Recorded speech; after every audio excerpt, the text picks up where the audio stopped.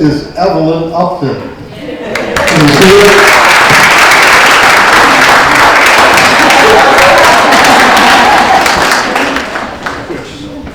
Evelyn is heavier than she was. Evelyn has agreed to do something for us today, in part because she is a good town resident and she's willing to, as demonstrated by her artwork, to volunteer for the town.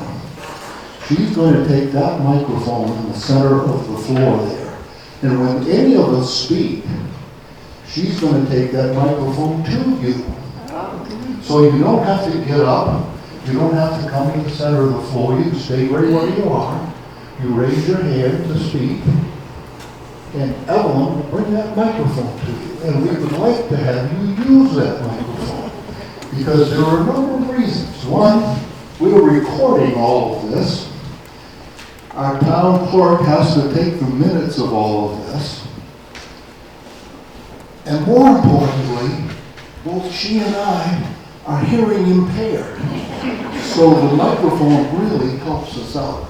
So Evelyn, would you have agreed to do that? So if someone could get that microphone down, thank you for doing that.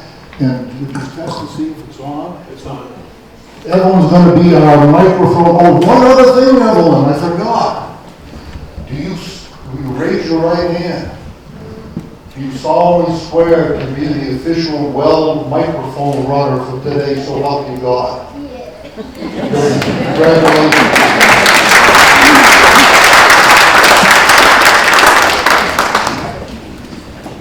Next thing I want to mention is that we have restrooms, believe it or not, right here in Weld, Maine.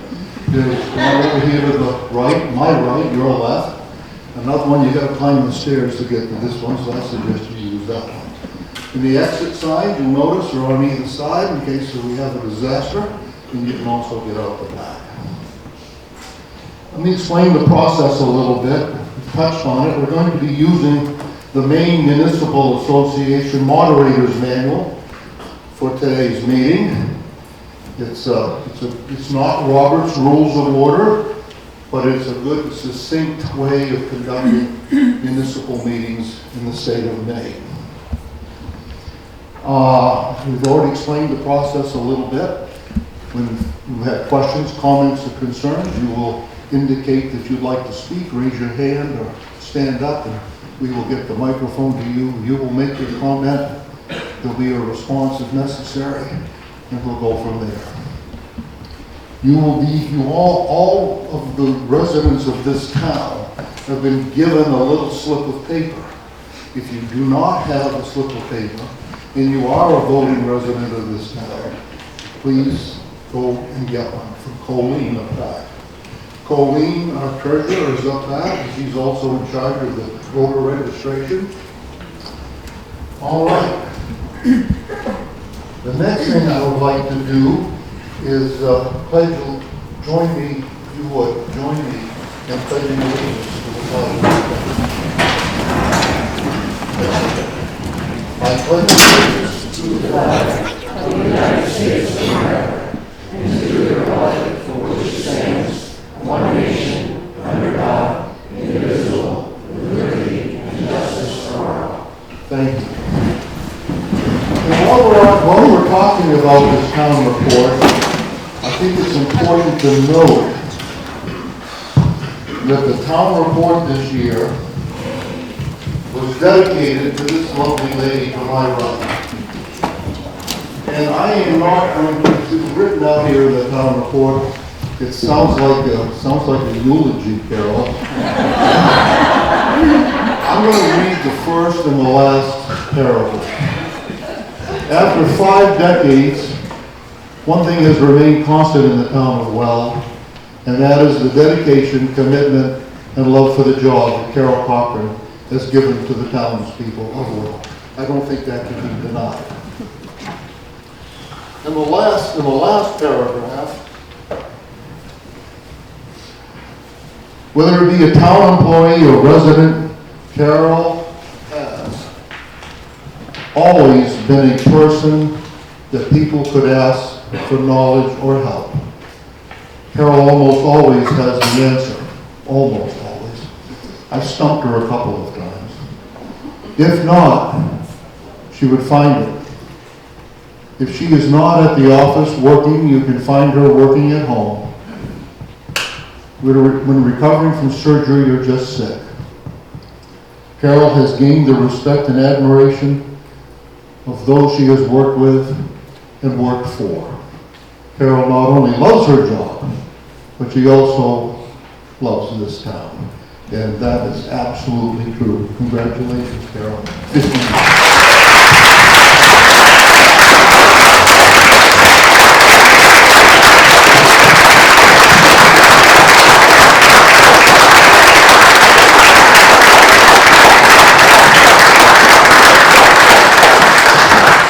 Thank you.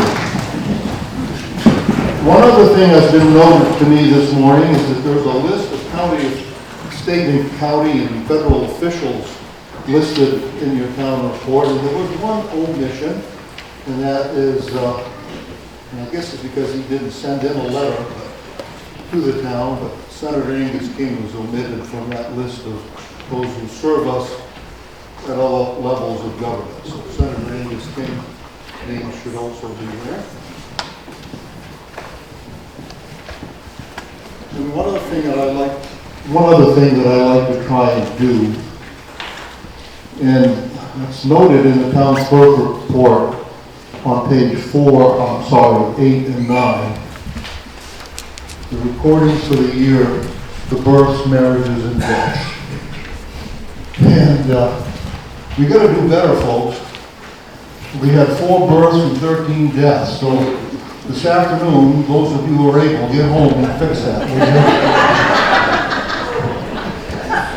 I'd like to take a moment and just read through these names of the people that we lost this past year. And this is in chronological order. Dolores Fletcher, Kathleen Serino, Lynn Steary Jr., Bernard R. Vining, Gregory John Austin, Michael Louise Messner, Rose Marie Drapo, Bernard David Ratcliffe Sr., Joanne S. Steniford, Robert Whittier Terrell, Robert W. Berryman, John Drew Stoll, Joseph E. Knox, and someone mentioned to me this morning that we should add another name, someone who was not a resident of this town, but was here at many of these town meetings, and that is Pam Hardman. So would you join me in a moment of silence for these individuals and their families?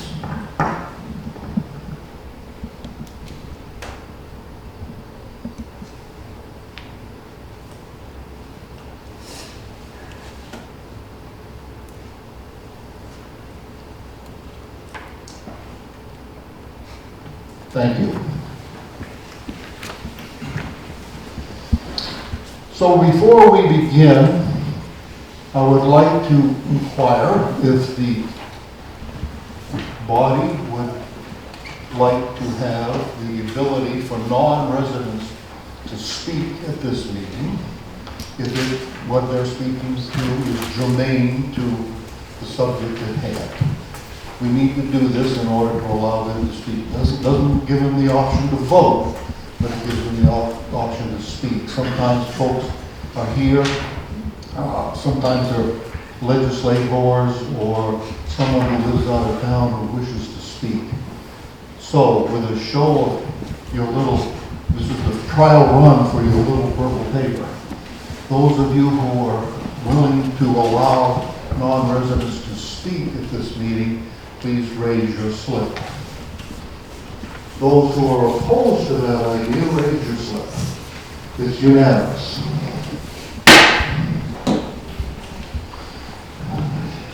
Are there any questions before we begin relative to the task at hand?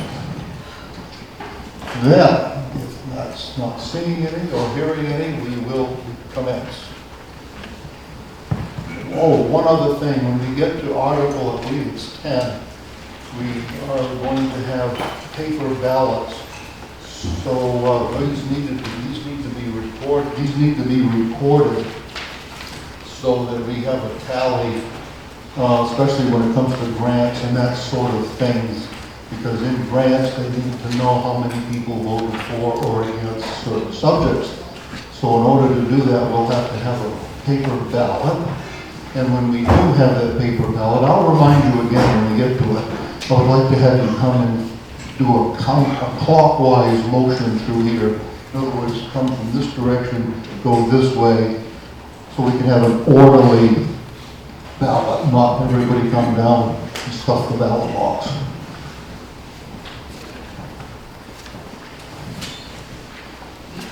So we'll begin. We've already done Article 1, 2. Oh, we should also announce those who have been elected.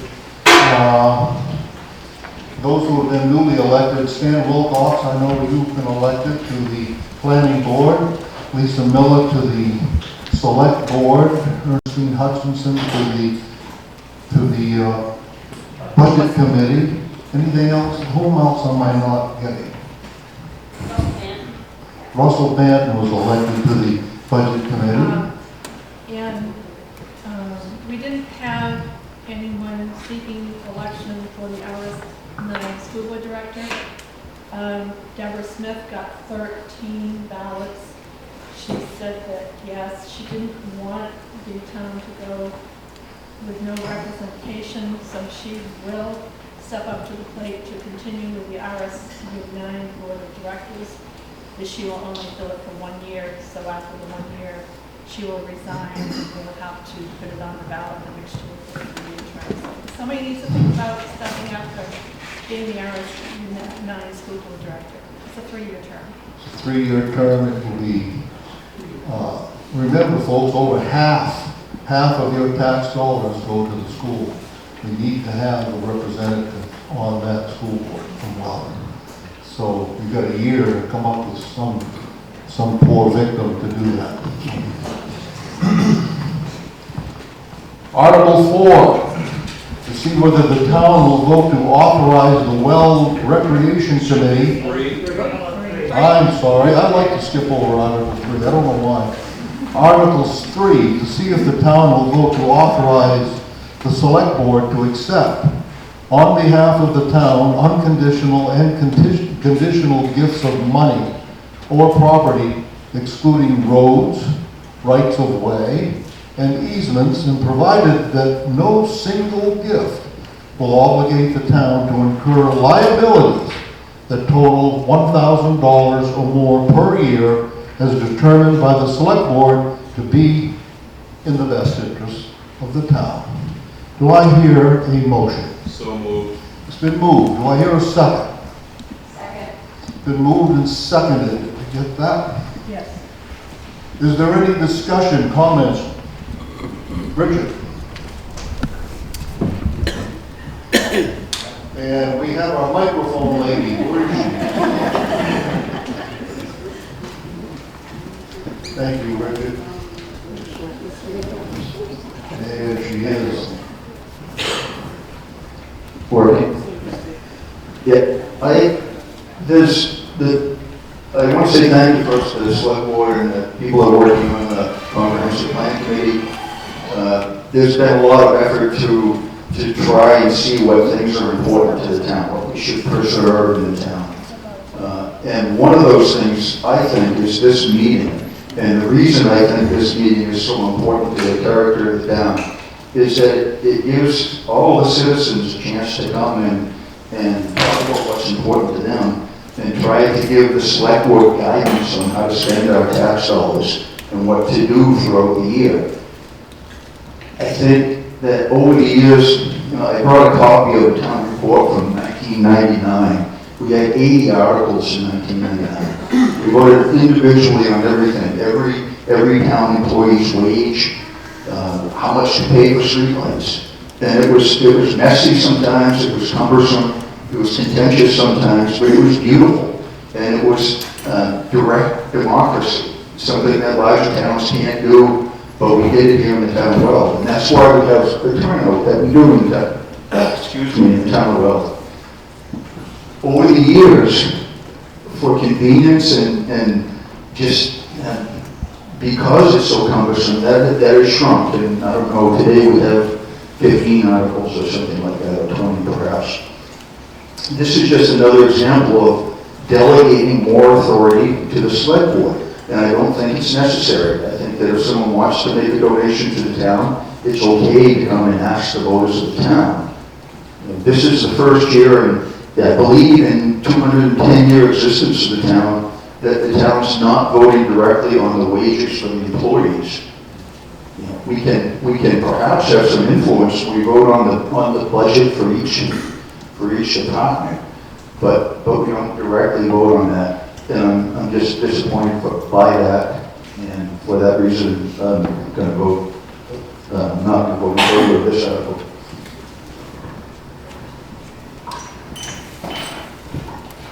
Are there any other comments? Seeing or hearing none, all those in... Sorry, speak up. Here she comes. Come right over there. There you go. Thank you, young lady. I wanted to present some background to this article. This article was suggested actually by moderator Tom from other towns that also have these administrative articles which help guide the town in making decisions for the year. And the reason this is worded in this way is that for select boards that accept gifts, we had issues this year when, I don't know if you guys remember, Brent Doherty, who tried to give us a $20,000 gift in money and also in equipment. And we could not accept that right away on behalf of the fire department, and had to call the town meeting, which just because of all the administrative costs that goes into holding a town meeting, printing out papers, having 7 days notice, and getting the town, the required amount of information that you need to have a town meeting, we delayed that acceptance for about 3 months. And that caused quite a number of issues. I think the person that was giving us the grant wasn't happy, and we almost lost that money, and also the equipment. But also, I think the town was not understanding why we need to gather everybody to actually accept such a gift. And that's why this article is here.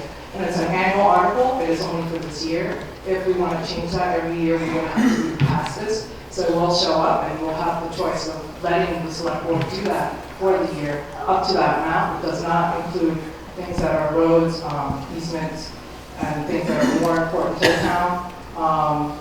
It doesn't incur liability for over $1,000.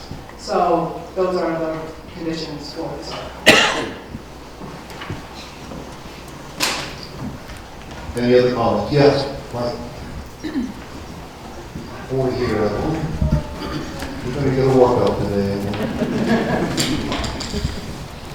As a former selectman, moderator, several other things in town, I agree with Richard 100%. And to answer your statement, you could have accepted that, subject to town acceptance. That's the way we've all done in the past. You accept it, subject to the town reapproval. And we wouldn't have no problem with that. We didn't need to have a special town meeting. Thank you. Other comments? Hi, everyone. Let's see you back here. Hi, Sarah Schifrin. I appreciate the clarity of this. It lets me know if I were to give to the town, what would be the process. And I appreciate that it's an annual review for the community. Anybody else? All right. I don't see any other hands raised. That's a fun fight.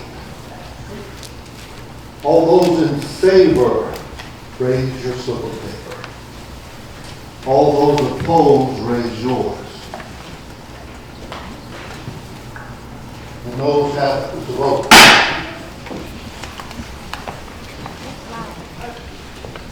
Sorry, do you need a count for that? We can do it again if you like. It was obvious to the chair that it was a no vote. But if you want to, if it's in dispute, you can dispute that.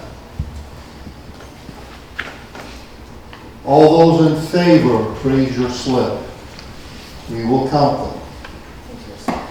1, 2. Could I have a couple of people volunteer? I should have mentioned this earlier, volunteer to be ballot clerks. Lori, would you please count the votes? Please hold them up. We'll try not to let your hand fall asleep.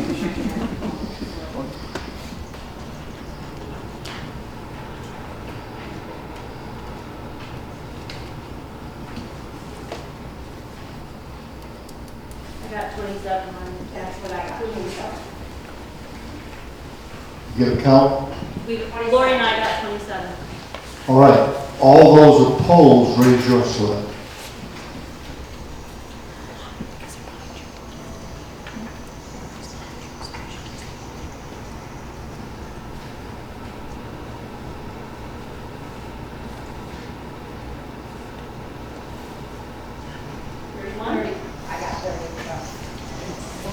All right. Those have it. The vote.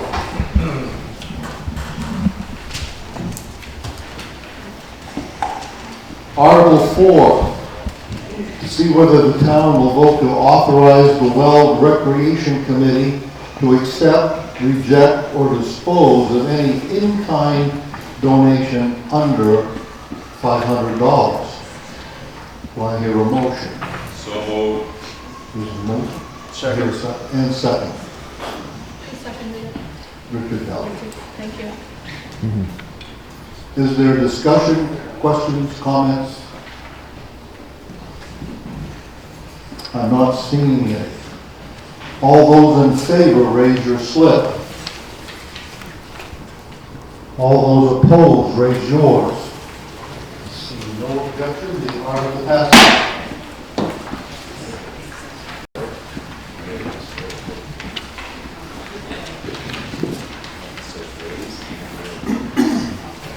Article 5, to see what sum of money the town will vote to raise and/or appropriate for the general government department of the town for the ensuing year.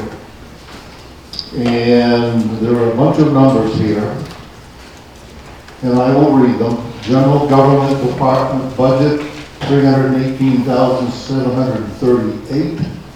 Appropriate from the following revenues. Building permit fees, $3,000. Town office, post office lease, $32,500.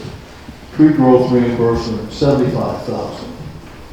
Agent fees, $3,500. Interest income, $3,000. Anticipated revenues, at commitment including excise tax, park fees, and it goes on, homestead exemptions, etc., $100,390. Balance to be raised for this department would be $101,348. Do I hear a motion? So moved. It's been moved. Do I hear a second? Second. Second. Is there any discussion? Yes, Ian. What's an agent fee? I'm sorry? What's agent fee? Fees that we get for agents for doing motor vehicles, motor vehicle registrations, and then fisheries and wildlife folks, all of those. Gotcha, thank you. Generally, like when you register a car, there's like a $3 Yeah. agent fee. Gotcha. Thank you. Any other questions? Over here, is it Lisa? I see your hand. Oh, I'm behind the pole. I would like to make a motion that we increase line number 10 under payroll for town clerk by $3,200. The reason for this would be, as we know, Carol is retiring at the end of the year. She works 35 hours per week, This would give her replacement up to 4 weeks to be trained by Carol for the position of town clerk, and that was not included in the budget request. So my motion is to add $3,200 to the payroll of the town clerk on line 10. This is an amendment to the main motion. Sean? I'm happy to amend my motion. I'm just trying to figure out where that is exactly and what's printed in the warrant.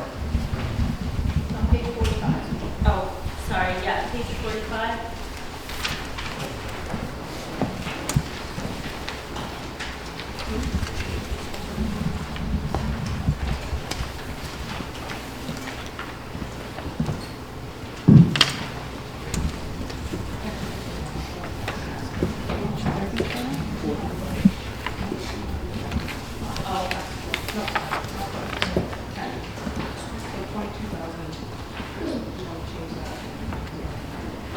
So that would, the total would be $25,200.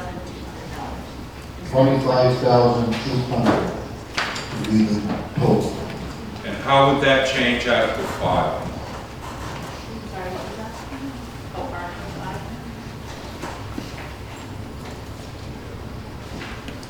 In other words, where would the $2,500 come from? Thank you.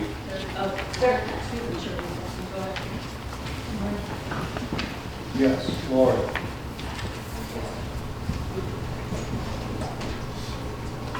Number one, what was the amount, Lisa?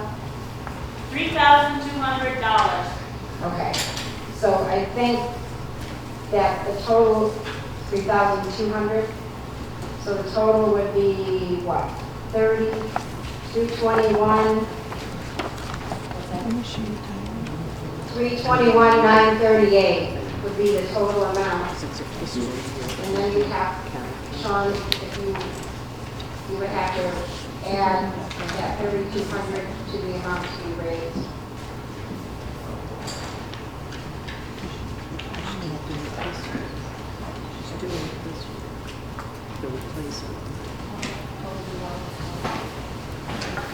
The total would be 104,548. and I'm happy to amend my motion to reflect those new numbers. Second. Moved and seconded. Does everybody understand what we're Who doing? is second?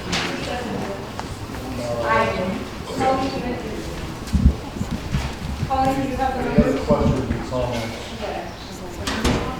Yes, yes. Total budget would be 321,938 with 104,548 to raise.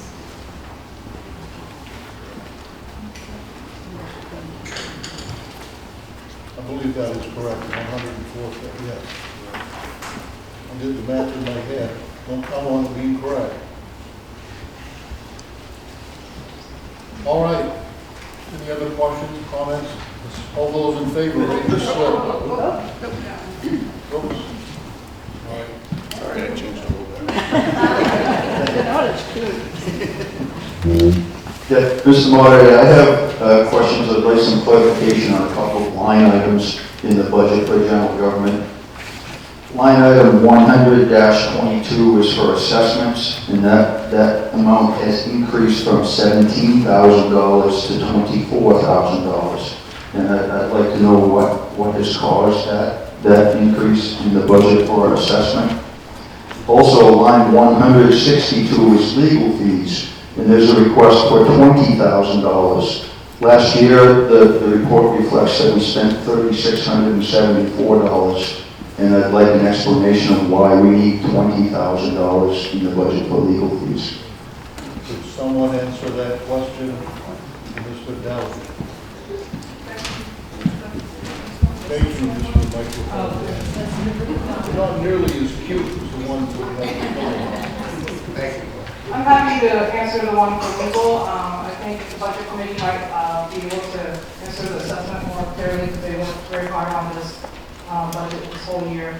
The legal fees is, you're correct that last year we only used 3,600 or whatever it was, even though we had 10,000 budgeted. A lot of that was because I personally did the work along with Dirk Walker, my husband, who is also a retired attorney, for a lot of the ordinance drafting and whatnot. We did not have that many contracts to draft, and the anticipated projects that we thought we were going to do, which is tackle more ordinances, we didn't really tackle that many more. This increase in budget ask is also because we're anticipating getting more bond loans for the fire station project, which you were about to review. That will, taking a bond usually is about $5,000 each for each time we have a loan. We're also anticipating also getting loans for bridges. So that will be another $5,000, which is why the budget is increasing that to that. That doesn't mean the spend won't be that much, depending on what it is. But we only come to you once a year to ask for this, and we want it to be complete. Yes. Yeah. I look back at town reports, in the past 4 years, we haven't spent $20,000 combined in 4 years on legal fees. So I understand that there may be some additional fees this year, but I don't see a need for $20,000. And could we get an explanation on the increase in the assessing fee? Does anybody have an answer? Yes. On the assessment, the $4,500 increase was from the J. O'Donnell assessment. His price went up $4,500. And we got that bill late, so. Yeah. And I think you mentioned legal fees. The budget's asking for $7,000 more, and can you explain why there's a $4,500 increase in the fee for a motel? That seems like a pretty steep jump. I don't have that statement with me on the. That is just the ask that they have put it. That's their new bill. That's going to be reoccurring every year, and sometimes there's an increase. We got blindsided by that. We got the bill late, and Mike Grant.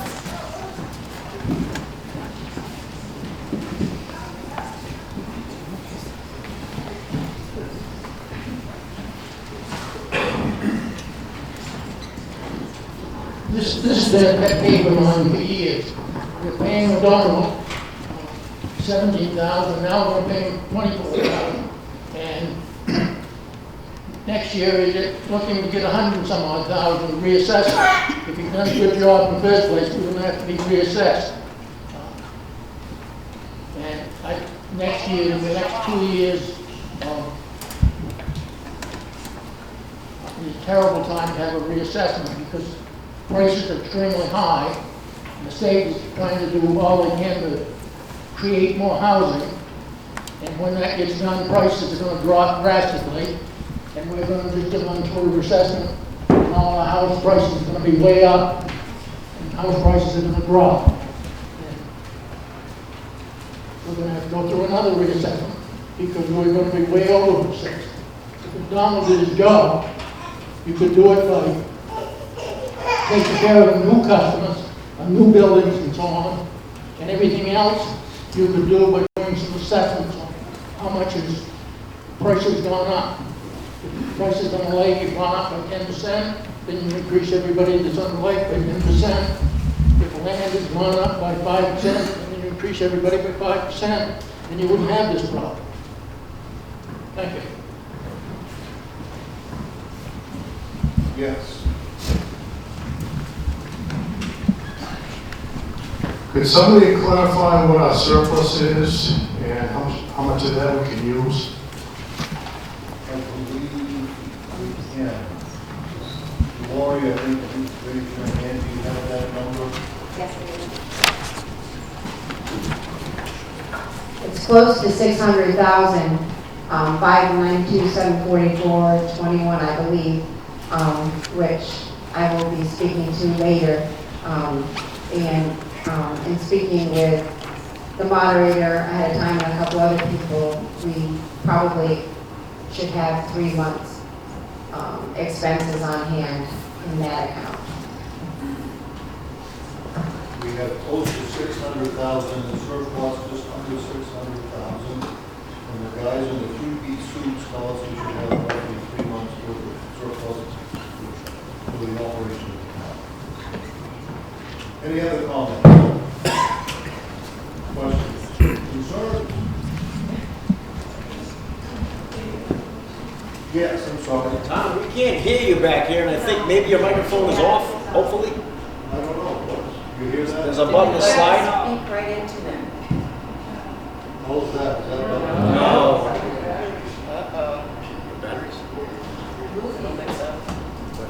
Maybe it's not.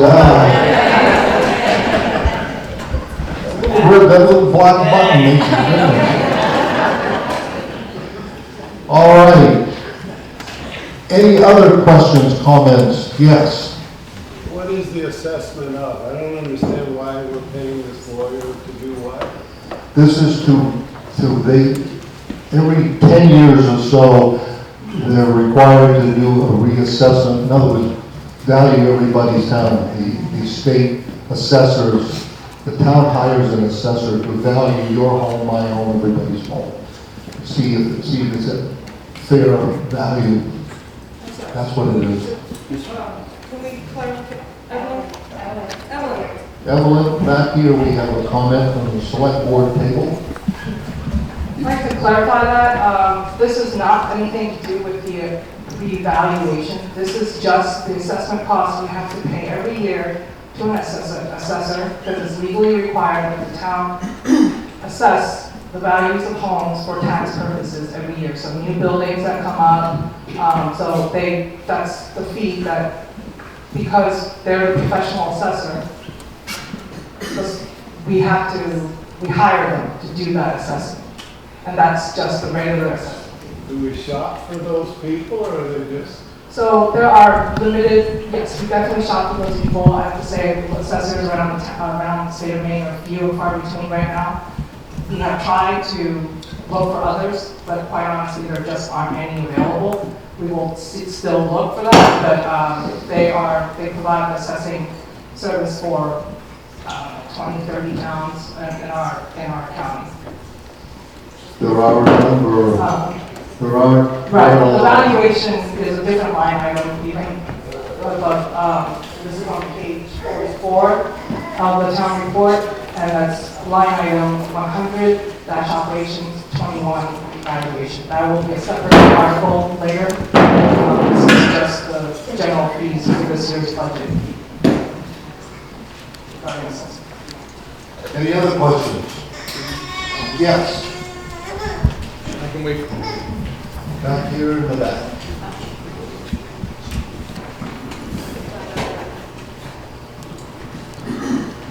Dan Smith, Maple Lane. I'd like to clarify, did we have a penalty on our homestead exemption because we're more than 10 years?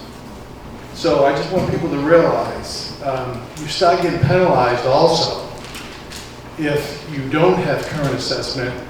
State tries to hold you to the fiber. So all of a sudden your homestead exemption goes down. I did notice a little tweak, and I thought that's the reason I heard. So I just want people to take that into account. That you can be affected in other ways if you don't have assessment. Correct. Any other thoughts? In the back. So the homestead exemption for last year was $25,000, but we only get $17,000 because of our evaluation. Questions, comments, further comments? I do not see any. Last comments? All right. We have a motion and a second. We've had discussion. All those in favor, raise your slip. Are we voting on the amendment? Yes, we're voting on it as amended. It was moved and seconded, and we discussed the amended amount. Sean amended his original motion. Okay, everybody happy so far? Yes. Once Once again, all those in favor of the amount as amended, raise your hand. All those opposed, raise yours. It is very evident, it is a yes. So vote. Article 6.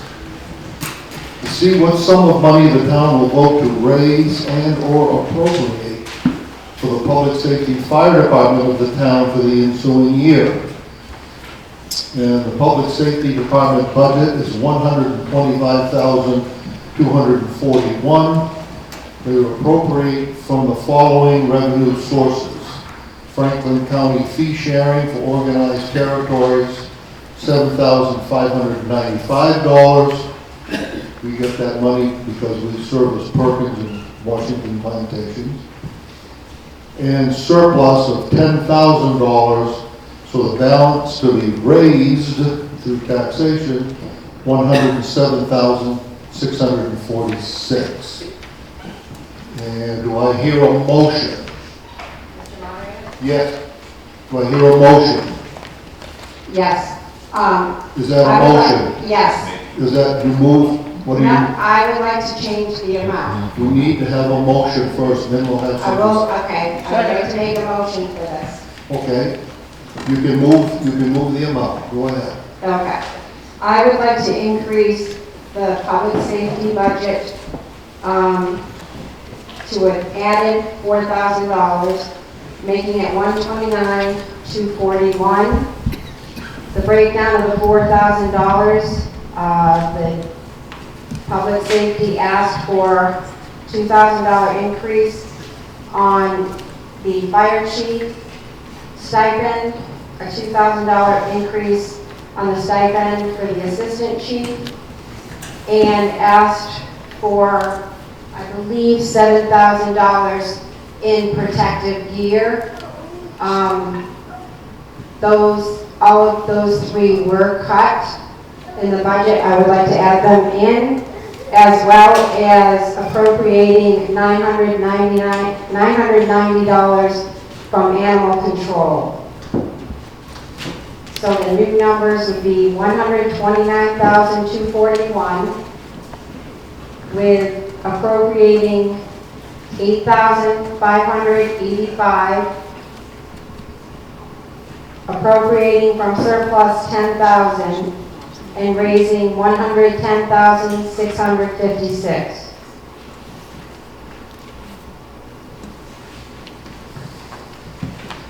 There is a motion. Is there a second to that? Second. Been moved and seconded to change those numbers from 125,241 to 129,241, and to increase the amount to be raised to 110,656. I think I got that right. Is there any other comments? Questions? Yes. I would just like to hear from the budget committee on this, but I know they've worked really hard to put together this budget. I just wanted to hear from the budget committee. I know they've worked all year, a huge amount of time putting this together, and it just seems awkward to have just a change at the last minute without hearing from them on why the numbers are where they are and why they should or shouldn't be changed as being proposed. Would someone from the budget committee be willing to respond to that question? Someone from the select board? Yes, thank you.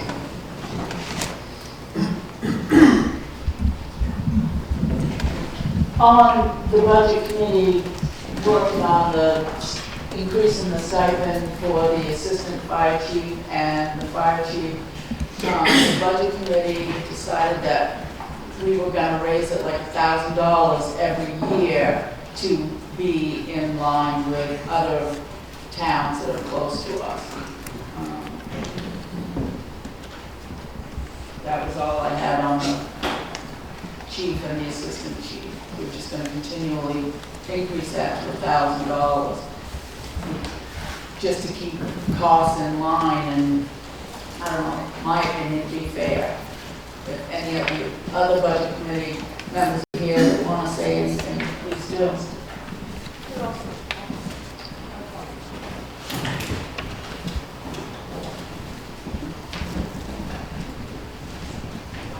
And just to note, any of the pay raises, every year is being raised according to COLA, because that's our personnel policy now, that every year there will be an increase in that, so the budget committee always takes that into account when we are doing the raises for salaries.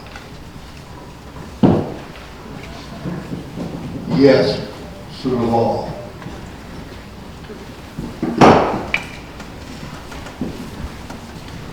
I would like to ask that our small equipment budget be increased. We had asked for 16,000, we spent almost 15 last year, and it's been cut to 10. And at the budget committee meetings, we stressed the need that we needed at least $10,000 to upgrade more of our radios. The radios in our trucks are close to 40 years old. We did get 5 new radios from Brett Doherty as a grant, but we still have a plethora of old radios that we're quite frankly getting desperate to need them upgraded. And I'd also like to see the firefighter line item, it was increased to $12,000. I'd like to see another $2,000 added to that, because we were also informed at the budget committee meeting that we can no longer donate time and labor, which we have been not doing for years. Many of us go to the station and sweep the floors, wash the trucks, all kinds of things like that, which we have all done for free. We've never submitted our time for it, and we have been told that we can no longer do that. That everything we do has got to be paid for, so that there's a budget line item for it.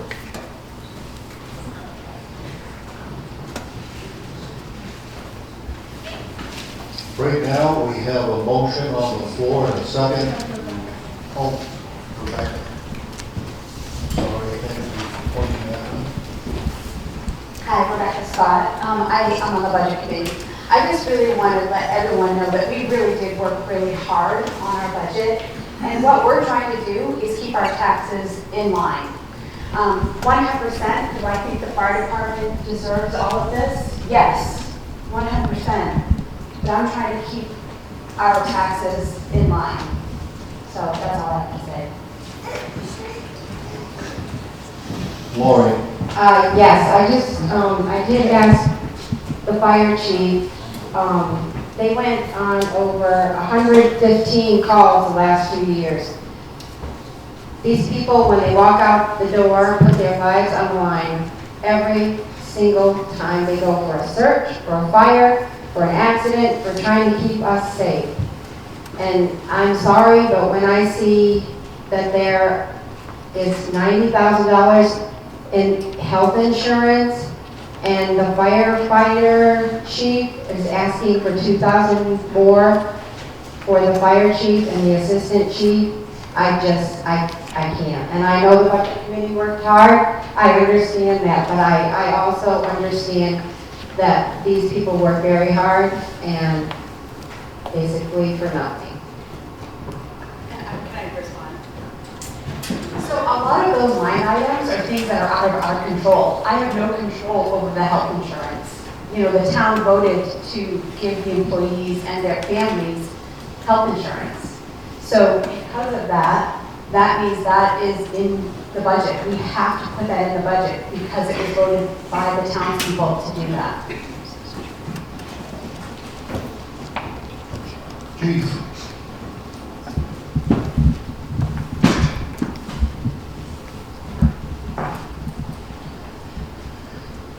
So I appreciate all the support that people were trying to give. I do want to first start by letting you know that through the years with the budgets, I've tried to be very conservative. In most cases, we may have 1 or 2 line items off and on. I might go in the red just a little bit. It's hard to tell exactly how much it's going to cost, everything. So I tend to at the end of the year, we tend to, actually, as far as the whole budget, we tend to come in under. In some cases, most, every year, our budget is come in under, and we try to conserve it. You can never tell exactly how much things are gonna cost. If we had a crystal ball, but I do know that our call volume fluctuates every year. And, but things are changing. OSHA mandates, Bureau of Labor. A year or so ago, we had Bureau of Labor made a visit with us. And I spent 4 hours on a Friday night visiting with the Bureau of Labor and going through all the documentations in our files with everybody. And that was time that I donated.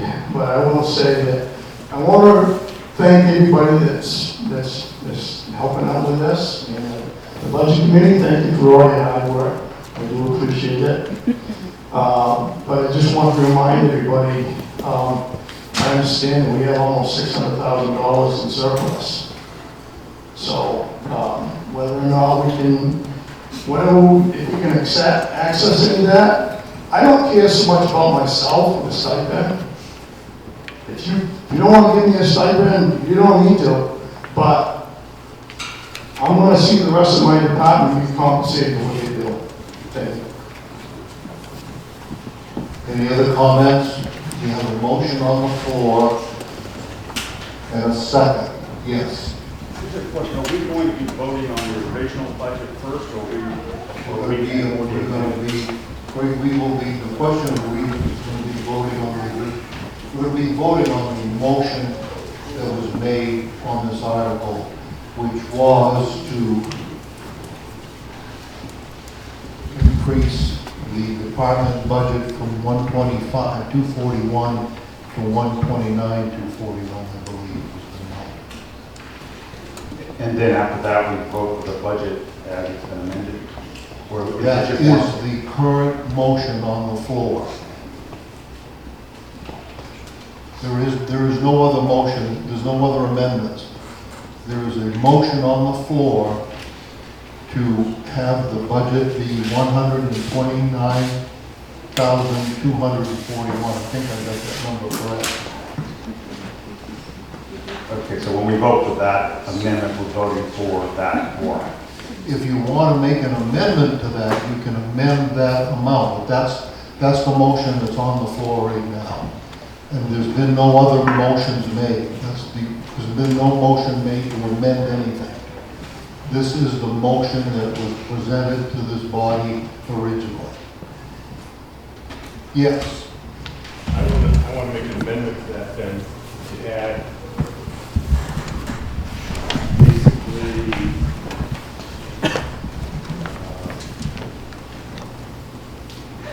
$8,000 additional, $6,000 for small equipment, and $2,000 additional in firefighter. There's been a motion to amend this article to increase it by $8,000 as described. Do I hear a second?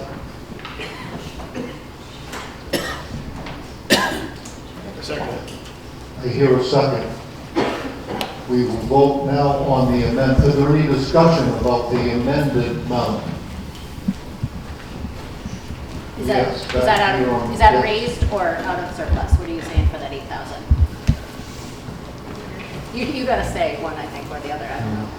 I didn't hear the question. Did you? Raise that 8,000 or to get it out of surplus? How do they want to fund the $8,000 increase? The people that made that amendment need to say where the money's going to come from. Yes, so it's going to be raised or appropriated. Yeah, I would say take that surplus line and To appropriate $8,000 additional dollars. Is that correct? The motion was made to appropriate an additional $8,000 to this account. That's the amendment. Any other discussion, questions? Yes.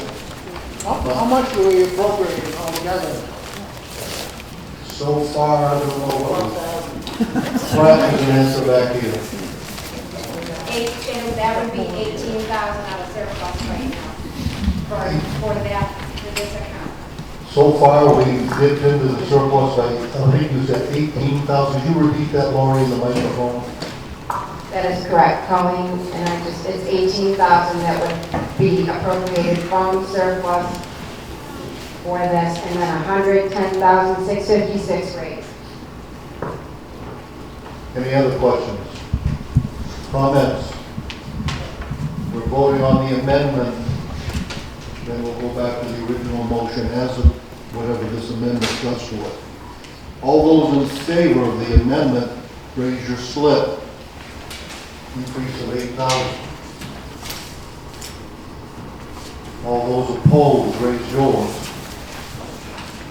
The ayes have it. It's a vote. Now we'll go back to the original motion as amended with the $8,000 increase. That'll bring it up to $137,241, I think. Do I hear any discussion? All those in favor, raise your slip. Opposed, raise yours. The ayes have it. It's a vote.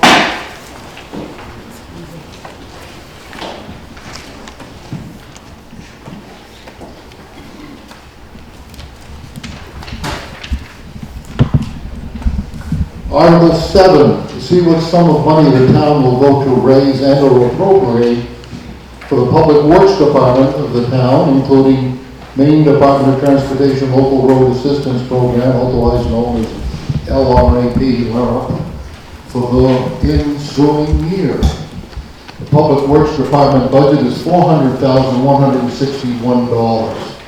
From excise tax, it's asked to get $105,000. Post office snow removal reimbursement $1,000, and the LRAP account $40,000. So the balance to be raised for this department $254,161. Do I hear a motion? So moved. You can make a motion and state what your motion is. I make a motion that we give $400,161, appropriate from excise tax $105,000, appropriate from the snow removal $1,000, appropriate from LRAP $40,000, appropriate from surplus $207,000, and raise $47,161. I'll second that. All right, it's been moved and seconded. Do I hear any discussion? You all understand the motion? In other words, they're going to take, instead of raising $254,161, you would appropriate, what was the number again, Lori? Appropriate from surplus Yes. $207,000. 207,000. My question is, why do you propose to do it that way? As opposed to it's covered?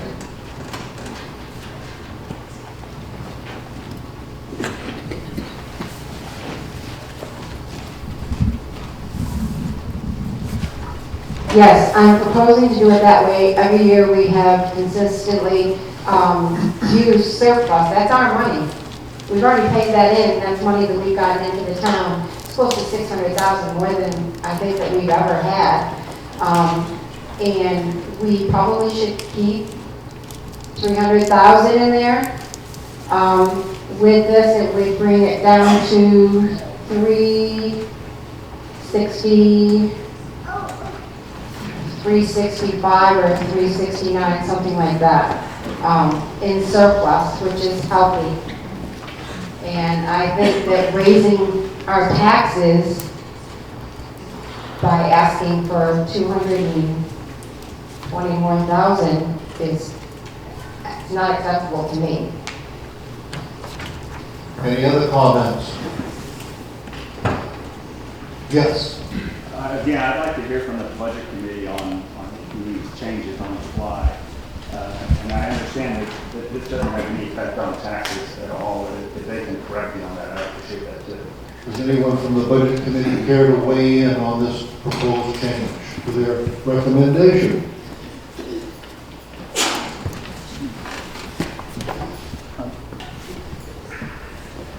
I don't see any response. Yes. I'm not on the budget committee, but I have worked with the budget committee in the past when I was on the board. And I believe that I just heard Dirk say that this does not have an impact on taxes. And that's not correct. Either we allocate funds or we raise them through taxes. And if we leave the surplus budget at $600,000, that has a direct impact on people's taxes. And I calculated the impact, and it's something like 2 mils. That's about $200 for a $1,000 valuation. So it's a significant impact. And I do agree with Lori that it would be irresponsible to leave that money in surplus rather than using it to reduce the taxes. Chris? What is the 3-month operating cost of the town? What should we be at for number for surplus according to the 3 pieces? Somewhere around, I believe, $300,000 to $350,000. If I'm incorrect, somebody correct me, but I believe it's in that range. Becky, back in the back there. It's Rebecca. Thank you. Sorry, I don't know if you heard that. I said it's Rebecca. Don't call me Becky. I know. I'm sorry. As soon as it left my mouth, I knew I was in error. It's all good, it's all good. So one thing that the town needs to remember is our taxes go out in July or August, and so there's a time where there's no tax money coming in. So we need to be mindful of that. Like our budget goes until June 30th, right? So there might be, or I don't know. Oh yeah, okay. But there's a time that if we run out of money, we have to get a loan from the state to cover our expenses. So that's why I think that we should keep at least 3 months, if not 4 months in, so that we don't have to get a loan. Thank you. I had a guy call me Tommy one time, and I said, 250 pounds, and you're 6'4", and you're 5'7", you're calling me Tommy? So I try to remember that. Yes, Chief.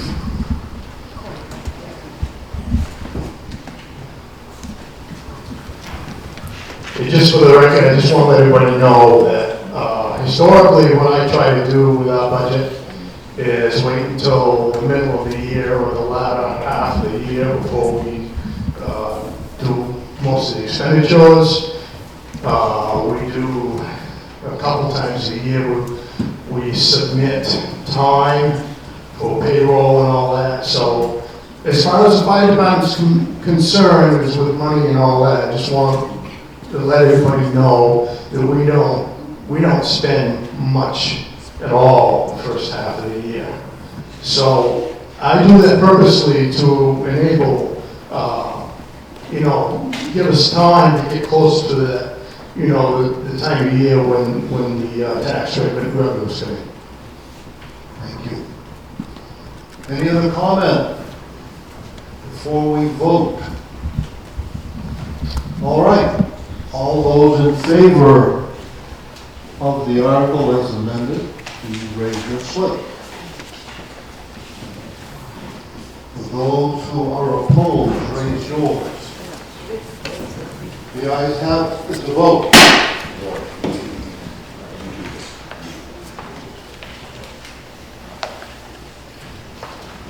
Article number 8, to see what sum of money the town will vote to raise and or appropriate for the transfer station department of the town for the ensuing year. Recommended by the select board and in consultation with the budget committee. Transfer station budget, $84,770. Appropriate $6,000. and another $6,114 from the Franklin County. Balance to be raised, $72,656. Those are different than what we have. Those are different than what's in the book. Yes. That's because that's a draft, because that stays on the top, so what's Okay. actual and posted is on This is the one you gave me. the. No, you're right. Yours are Yours correct. is right. No, the book is wrong. Yours are The correct. book is. Oh, okay, so this number, That's right. my numbers are right, this is wrong. That's also. That's right, that's the book is wrong. We'll go with the amounts as corrected. It's already good. Yeah. It's the published one, right? All right, so the numbers I just read, are they correct? Yes. You say them again, Okay. top one. So the numbers I just read are the correct numbers. So if you're looking at something different, if you want to know what those numbers are, anybody need to know what those corrected numbers are? Yeah. Can you read them again? I will read them again. Transfer station budget, $84,770. Appropriate from the following revenues to use as offsets to this department budget. Transfer station revenue, in other words, money that we get for selling stuff at the transfer station, $6,000. Franklin County fee sharing for unorganized territories who service the plantations, that's $6,114. So the total to be raised through your taxes, $72,656. Everybody got that? Rick? Yes, Mr. Moderator, I move that we appropriate and raise the amount suggested in this article. It's been moved that we raise and appropriate $84,770. Right, as suggested in this article. As suggested in this article. Second. And it's been seconded. Is there any questions, comments, concerns? Yes. Yeah, just one thing I wanted to mention here. This is a significant increase over last year, and I think Most people are aware that Archie's was sold during the year to another company based in New Jersey, I believe. And the fees that are being charged are more, not just the fees for, we pay for the place where the trash goes, and we pay Archie's for transporting the trash, and for handling our recyclables. And it's become increasingly questionable where those recyclables go. There's separate fees for those. And I know the select board is very busy. I appreciate the work that they do, but I'd urge them to look into alternatives for our waste disposal. I know the town of Wilton just made some changes, and they went out to bids, and this company that purchased Archie's didn't bother to bid on their, for transportation of their waste. So I encourage the select board to look into that, and I'd be happy to help out with that and I'll reach out to them independently. But if we want to look at alternative, it might be with a transfer station attendant retiring at the end of the year, perhaps it's a good time to look at different ways to handle our waste. Thank you. Any other comments? It's been moved and seconded, and we've had discussion about the transfer station budget of $84,770. All those in favor, raise your slip. Those who are opposed, raise yours. The ayes have it, it's a vote. Moving right along.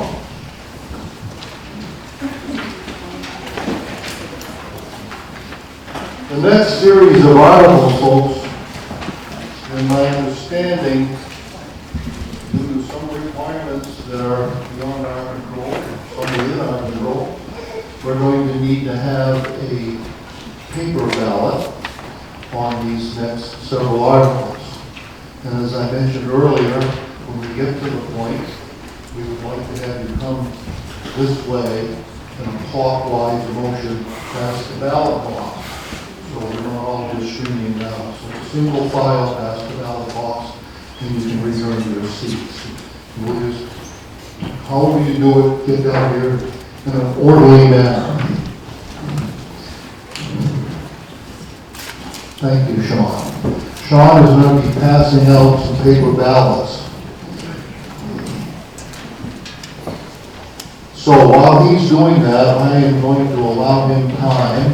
And I know he doesn't sprint the way he used to, so I'm going to go very slowly to see if the town will adopt the commercial site plan revenue ordinance to set forth in attachment 1.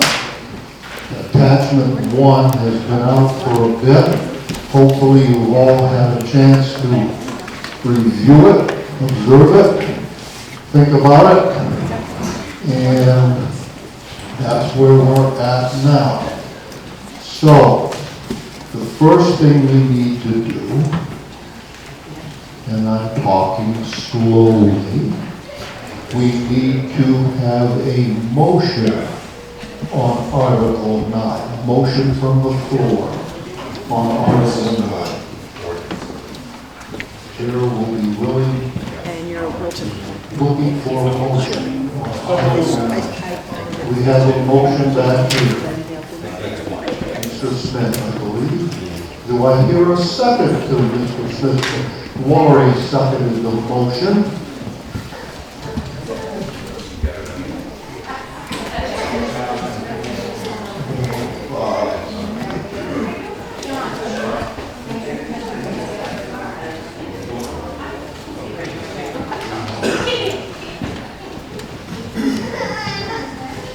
Is there any discussion about this? Yes, Mr. Grant.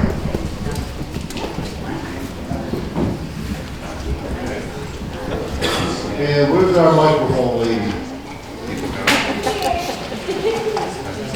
Thank you. Thank you. I can't support this article the way it's written at the moment. My problem is large commercial projects. I think we've limited ourselves greatly. Any project over 20,000 square feet, we're saying it's a large commercial project, and we're saying that can't be seen anywhere off the property within the town well. Now, that puts some little limits on things, and another one is the cumulative size of all project structures exceeding 6,000 square feet. The way I read this, when it comes to the fire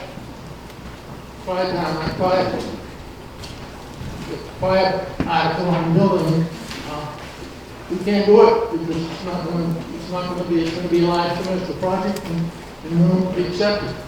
I think just people are all worried. I think this large commercial project and anything being seen underground within the site well should be taken out. Okay. Thank you. Any other comments? Yes.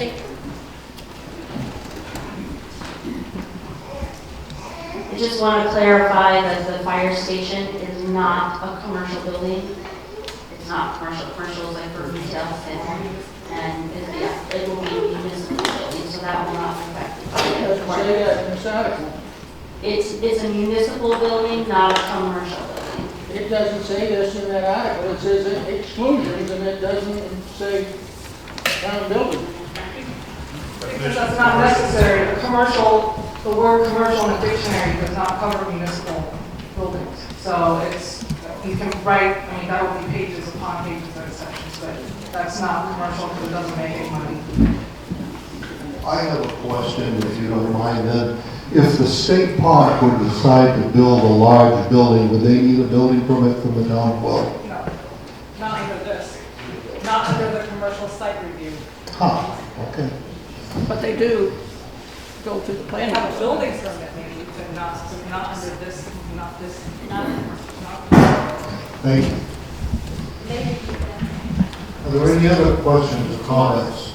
Lori, do you want to repeat that? So the question was that if the state park builds a building, would it be covered under this ordinance? It would not be, because it's not a commercial building. It would still need a building permit, but that's a separate. Any other comments over here?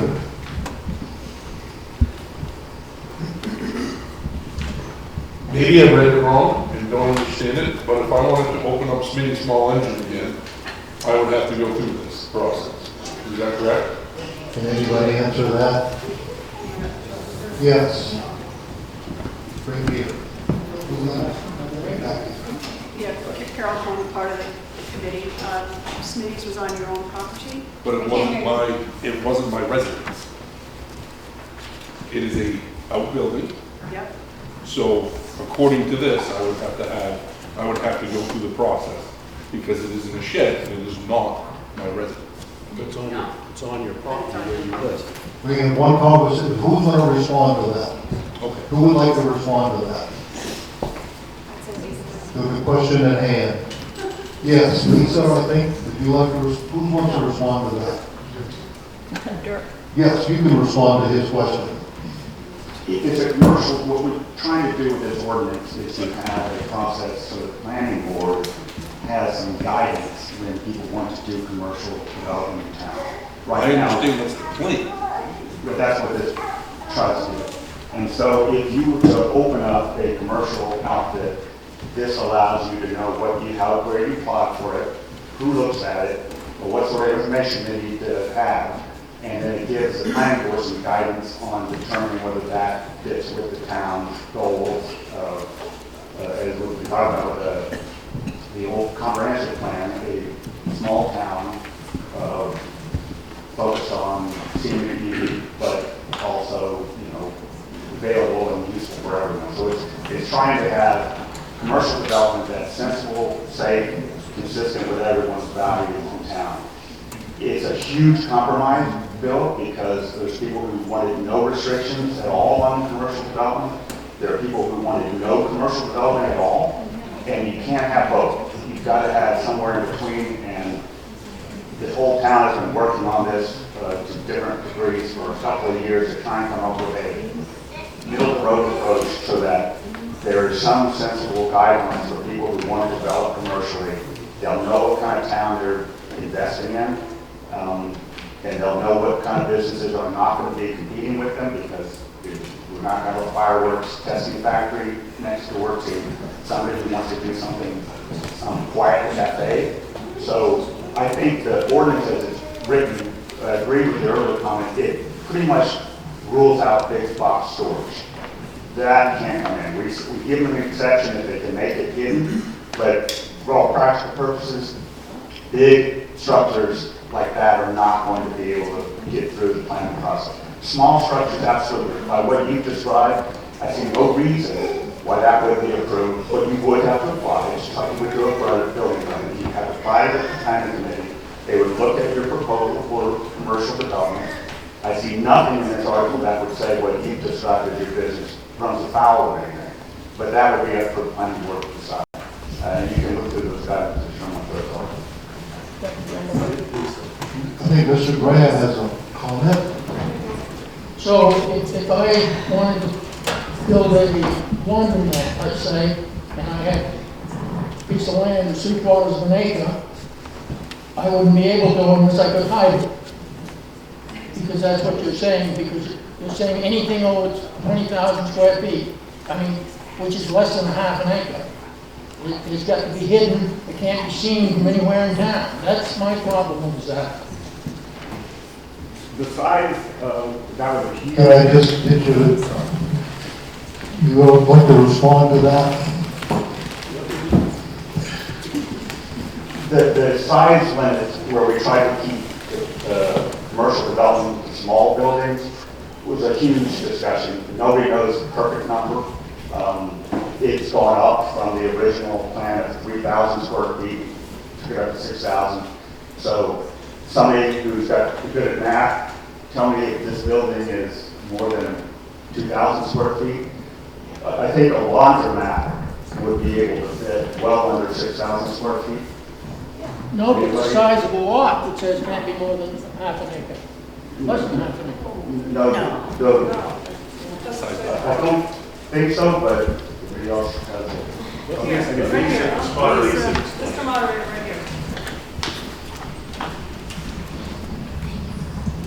Chris, I want to answer your question.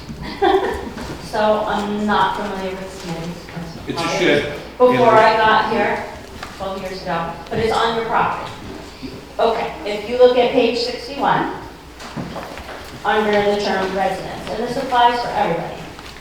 Personal residence containing fewer than 5 dwelling units, as well as non-commercial structures and buildings apparent to such residents, such as garages, storage buildings, personal workshops, barns, driveways, walls, fences, and landscaping.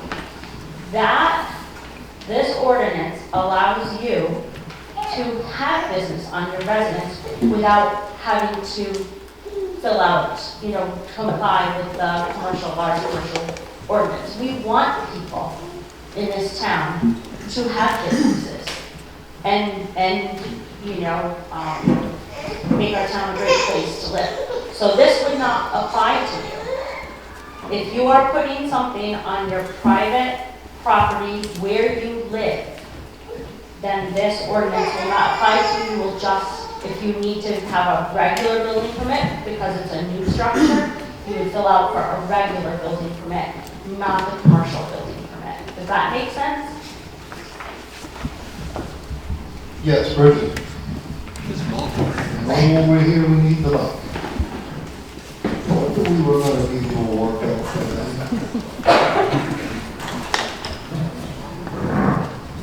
Chris, to answer your question further, I agree with Lisa that you would not have to apply, but I think the reason is under exclusions that's on page 60.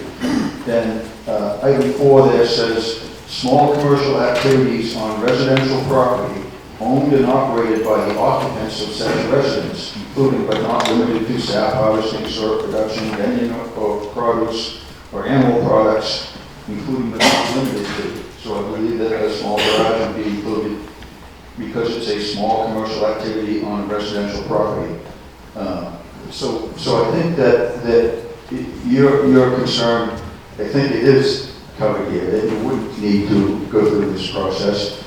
But I also think that Mr. Graham is correct, that the limitations of 6,000 square feet and the 20,000 square foot project size, half an acre essentially, are very restricted. That if anybody, the way I read the description of the project site means the location of the project property that will be subject to the site use or will be the location of the project structure. So is that, it's kind of vague. Is that the plot of land that the person owns that this enterprise is going to be placed on? If so, then a half acre is quite restricted. Anybody respond to that? Yes. It's only intended to cover. Sorry, I turned it off. The switch. We can just leave the button on. The battery should last, hopefully, unless we're here till tomorrow morning. The property limit, the 20,000, is for the commercial use of property. So if you own 10,000 acres and you develop 10,000 square feet of it for a parking lot and then signage, access road, or whatnot, it's only the 10,000 square feet that would count, not the 10,000 acres. So it's not the size of the property it's located on, it's the part of the property that's been developed commercially, even though it might not have a structure, something like a parking lot. Any other comments, questions, concerns? Mike? I don't see that what he's saying in here. I see 20,000 square feet, and as long as it's less than a half an acre, I'm going to vote against it because I just think that's too restrictive. I think you cover everything without that, I think, if somebody's gonna try to build a Walmart in here, you've got all sorts of things that you can prevent it from without having that in there. But I think 20,000 square feet is way too restricted. If I buy a piece of land that's 3/4 of an acre, then I can't do it, and to do anything with it.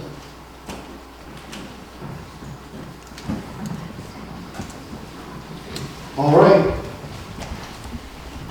Are we ready for a vote? This is an up or down vote on the ordinance. All those in... Nope. Right in. That's right. I've got to that. This is an up or down vote. We can't amend this. We have to vote on it as it is. So, if you're in favor of it, vote yes. If you're opposed to it, you need to vote no. And I will entertain a line in this direction, one ballot at a time. 17 no. The ayes have it. It's a vote. Someone asked if we could go on to the next article while the votes were being counted. And I said, no. We count the ballots before we move on to the next article. The next article is Article 10, authorizing application for land and water conservation fund grant. To see if the town will authorize the chair of the Recreation Space Committee, I'm not opposed to the Space Force in the atmosphere, to apply on behalf of the town for federal financing assistance under the provisions of the Land and Water Conservation Fund Act, Public Law 88-578, federal funding for the development of the Town of Weld multi-recreation space project, and further authorize the select board to enter into the Land and Water Conservation Fund project agreement with the state, attached as attachment 2, subsequent to federal approval of the project. Do I hear a motion? So moved. It's been moved. Is there a second? Second. Moved and seconded. Is there discussion, comments, questions? Seeing none, we're going to have to repeat what we just did. This needs to be a written ballot. So if you will ballot accordingly. They have their ballots. Hopefully, if you don't have one, there's some here. So in an orderly manner, if you would come through, we'll try to expedite this. The results were down. We had one blank. We had 49 yes and 14 no. The ayes have it. It's a vote.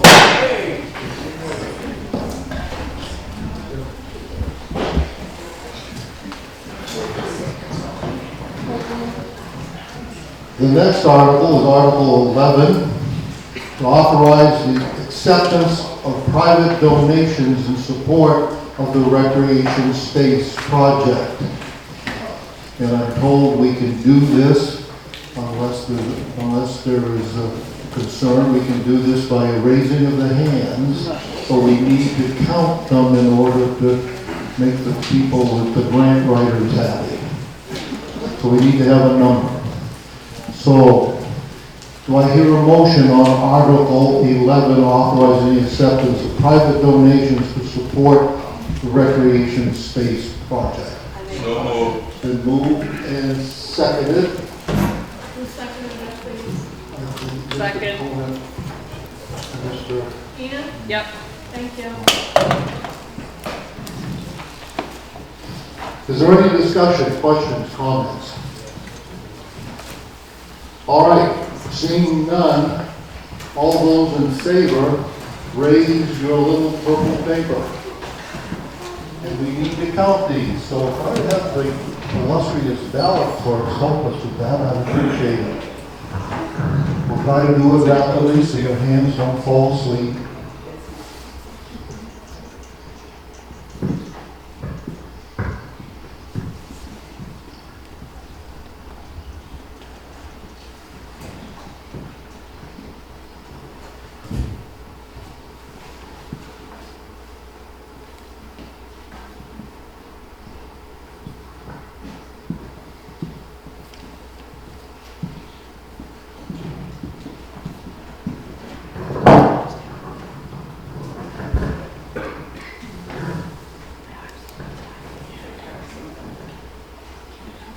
We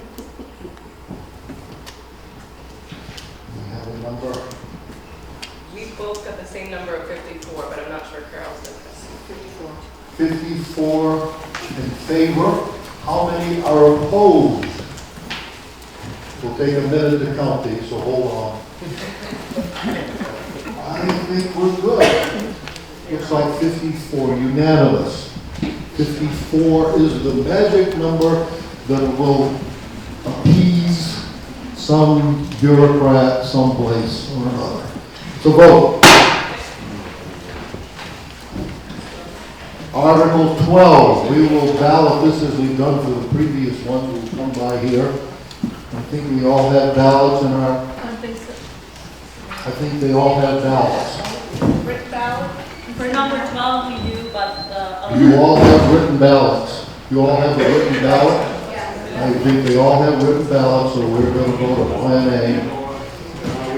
Article 12.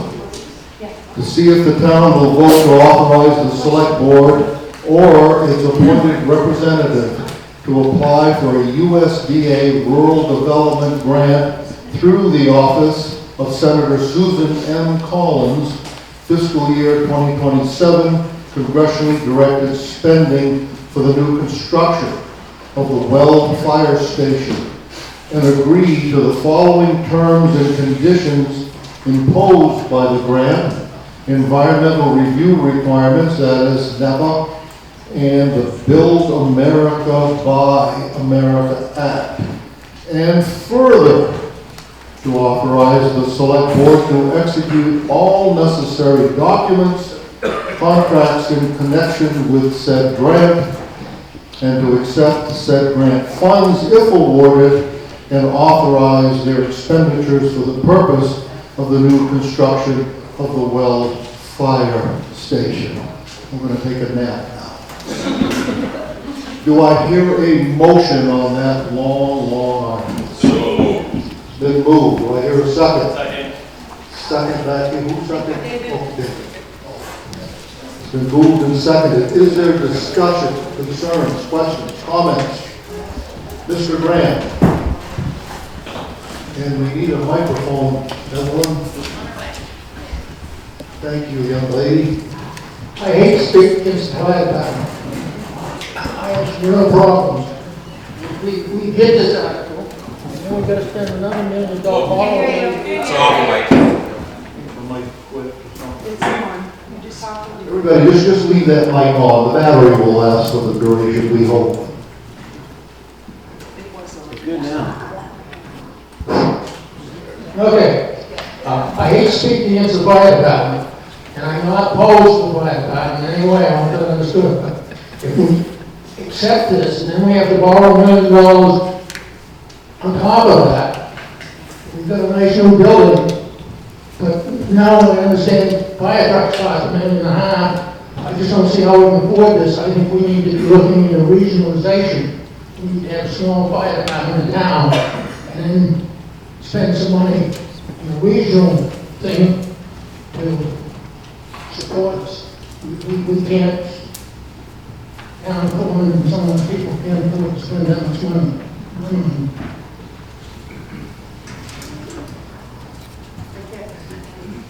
Chief Hutchinson. So I wanted to just talk about a couple things. First of all, we are isolated.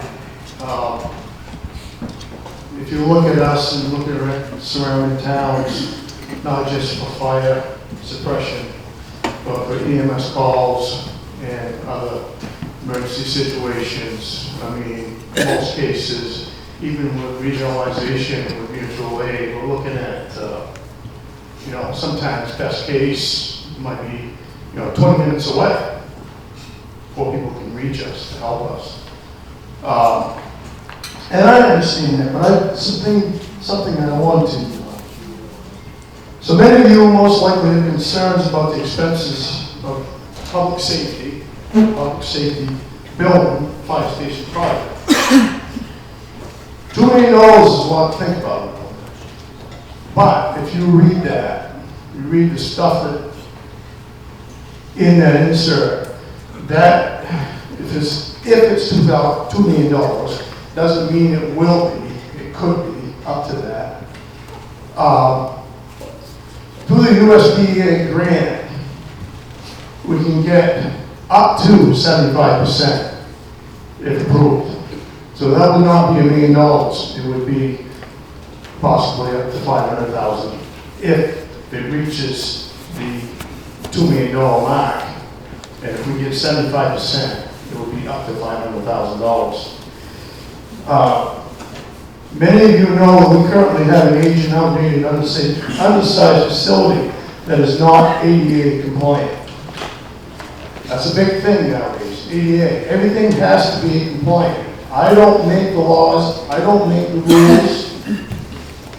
That's all up to the lawmakers and the federal and state government across the state, across the country. So that's just the tip of an iceberg. As your fire department, we are expected to follow rules and guidelines and federal and state mandates. And I could spend hours outlining that to you, and we all know we don't have time for that right now.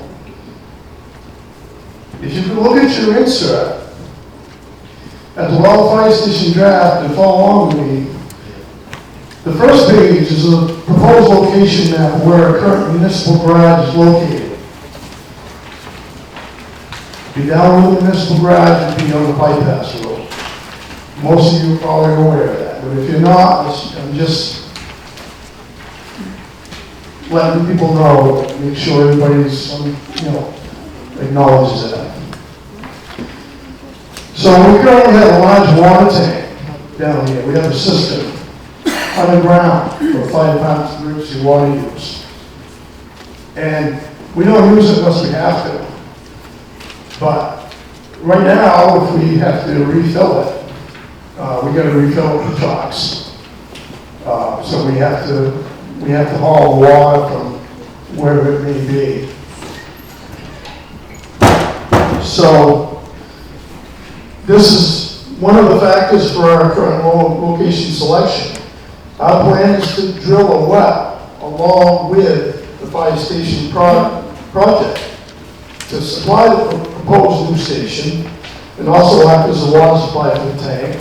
And it could possibly be a water supply for the municipal garage too. I mean, it doesn't mean everything's going to go right towards the public safety building, the fire station. We want to try to get the most we can out of this and try to work towards improving things with municipal department as well. So one hand washes the other in that sense. Second page shows a blueprint of the floor of the proposed fire station. So please note that this is a preliminary draft, and some changes may occur in design as we move forward. If anyone has any questions, please feel free to contact myself, Lisa Miller, a staff person. She's also a fire department member and a liaison to us. And my assistant chief, Stan Wilcox, other members of officers on the department that can assist in that. And the remaining pages in the insert explain the reasons for this project, the Susan Collins grant program and other grants available, and lastly, what will eventually happen if there's no action taken. We can sit on our hands and not do anything. You guys, it's up to you to vote. It's up to all of us to vote. But if we don't do something, if we don't start moving forward in one way or another, what are we forced to do? I mean, there's hundreds, probably thousands of pages of OSHA mandates and Bureau of Labor mandates that you could look online. Go online and look it up. Look at everything that they want us to do. Tell me why with 400 people in it.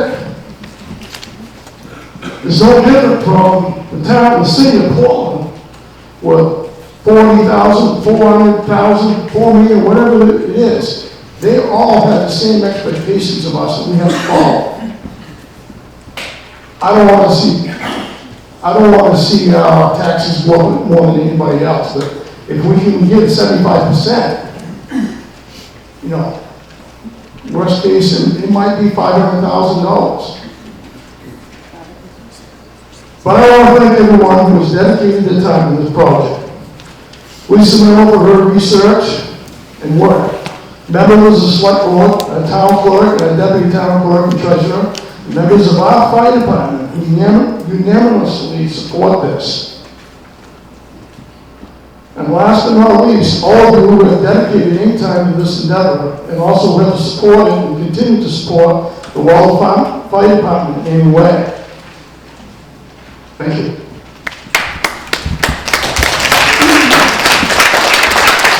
Is there any other comment before we put this to a vote? Questions, concerns? Over here. Yes. I'm familiar, but I'm not doing this alone. Got Becky behind me and Sharon Wall and my sidekick, so. But I have been appointed by the select board to head this project up, and that's where it goes. I did want to point out a couple more things to add to what Corey said. At the location, the ball field, we also have already updated the septic system in preparation for an eventual fire station. So we have a lot going for us by using that location. We can get the grant. So that's another reason to have it there. But one of the pages in your insert, the three of us that are working on this, we know that this would be a tax increase for everybody. And so we certainly don't want anyone to be blindsided by that fact. And we're trying our best based on numbers right now to let you know what your taxes would increase, how they would increase. So at the title of the page that information is on is possible funding and approximate burden to Weld taxpayers. And we just took two sums, and if we had to borrow $500,000, if we got 75% of the grant, covered, the money there for that is approximately, the payment from the town would be $39,379.58 a year for 20 years. This would be a 20-year bond. And the burden to the taxpayers would be $57.49 per $175 valuation of your home. And on the lower end, obviously the federal government doesn't have to do us 75%. The 75% that we qualify for is because we are a small town under 5,000 people.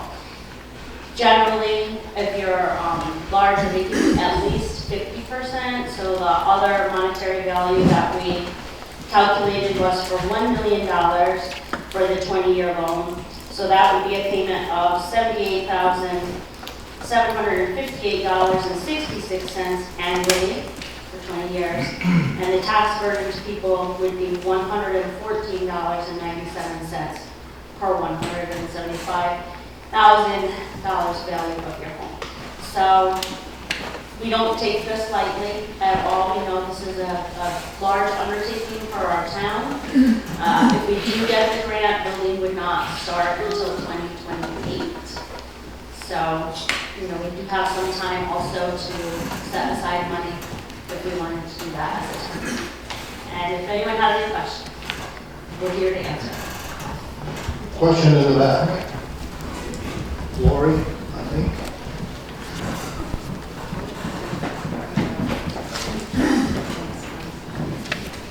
I probably am one of the most fiscally weird individuals in this town, but I do have a couple questions and directed to any of the select persons or maybe the county commissioners that are here.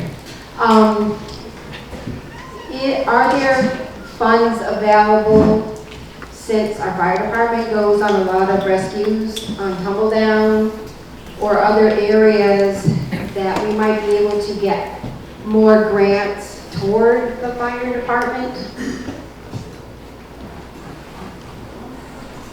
if you would allow me, I think I can answer that to some extent. As your county commissioner for District 3, which includes Weld, we have put in the budget for next year an additional amount for the rescues on Tumbledown Mountain.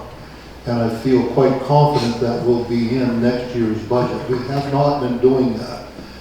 But through the help of our fire chief and town office, we gathered some numbers, and I don't have them off the top of my head exactly. Perhaps the chief can correct me, but it seems to me it's in the $7,000 range, which would be additional to what the county contributes to Perkins Plantation for landfill, for transfer station, and for fire. We already do that, so this would be an additional $7,000. I think that number is the ballpark. As far as other grants and whatnot, the county, and I notice I have my fellow commissioner from District 1 here, Commissioner Saviello, walked in. I am not aware of any particular grants that we have the ability as commissioners to authorize for this sort of thing. We have indeed talked about the idea of regional activities such as fire departments. But as you all know, it's very provincial. Everybody wants to save money, but they all want their own fire department. They're a town, we've talked about fire, law enforcement, and other things. We talked about animal control. And we as a board have encouraged that, and we would continue to encourage that, but we don't have any method at the moment, legislatively, legally, to be able to do anything more than that at this point. Commissioner Saviello, could you weigh in on this? Do you have any thoughts? Yes. Yes. The only thing I can think of is that because Tumbledown would be in the UT, if there's equipment that's related to buying up there, you could probably try to go get the because Tumbledown's in the unorganized territory, there's a possibility, I would think, that you could tap into the TIF for some money in relation to buying equipment. If you divided up the new building by whatever square footage there might be and say that that's dedicated to off-site rescue, there might be something there. But we're skirting the issues. We don't really, as Tom said, we don't have that kind of money in our accounts. The other thing you might be able to consider is if you're going to build the fire station in Perkins Plantation, there might be some money that's an unorganized town. Unfortunately, that is true. I'll build it on the top of Tumbledown. Any other questions? I hope that answered your question. Thank you, Commissioner. Yes, Mr. Wald. So I just want to say, even with regionalization, there would still have to be a fire station in town if you wanted adequate fire protection. Because without a fire station in town, as Corey said, you have a structure fire, it's going to be 20, 25 minutes before the first engine gets here, and your house is going to be flat. And God forbid you have someone trapped in that house, they don't stand a chance. And the government has recently, about 2 years ago, they put out updates for what they call the fire brigade, fire service. And we were just reviewing last night a 119-page document of changes that are mandated. It's all in court now, but something will come out of it. And if there's going to be a fire station in town, the state has to meet these new requirements. If we don't meet the requirements, we can't have a fire station. It's really that simple. If you don't want a fire station, you will eventually not have a fire department. And that will be what happens. Richard.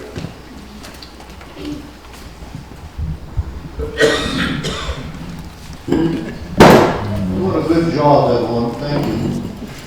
Thank you. I just want to say I really appreciate the work that's gone into this. I think Lisa's done a great job, and I think it would be hard for anyone to dispute the fact that we need a better fire station. The one we have is substandard. And the thing that concerns me, and I brought this up at the informational meeting that we had on the topic, is that that's not the only need in town. Our public works facility is substandard as well. We've acquired quite a fleet of equipment. We don't have a place to keep it inside. We don't have a place to wash the trucks. In the wintertime, they're covered with sand and salt, and it's almost impossible to keep them clean. So I'd just like to ask for some additional work, and I know that's a big ask because people put a lot of effort into this, but to look at some comprehensive solution that would help to solve some of those needs. And it doesn't have to be a building that would house public works and public safety, but some shared use, a wash bay, some things that look at a more comprehensive look at the total needs of the town before we move forward and commit to spending $1 million or even $500,000 on the facility. Chief Hutchinson, I think, has a comment. Thank you, Richard. I do want to clarify to everybody that there has been part of our discussion about having a wash bay, and probably if we could do something with that, maybe it would be a separate enclosure or whatever. One way or another, we think there is a need for a wash bay for any, municipal public works trucks or fire trucks or whatever. We should have something, and we're just trying to move forward.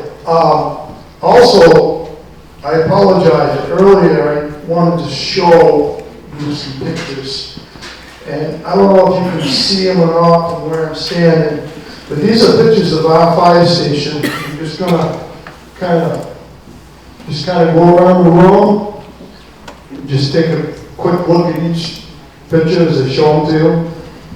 So, Tell them what it is, Corey. this picture here is the bay with our biggest truck. This is this is a 2000 F750. This is engine 1204. So if you look at the front of it, look how much space is in front of that truck to move. Not much. Very little. Okay? Now go to the next picture. I don't want to take up too much time, but I think it's very important that you see this. This is a space in the bay between the two big trucks. We don't have room to walk between those two trucks with an SCBA pack on. You see the post in the middle? There's a post in the middle. It's almost impossible with those trucks in the station to walk through there, to walk by them. There's no room.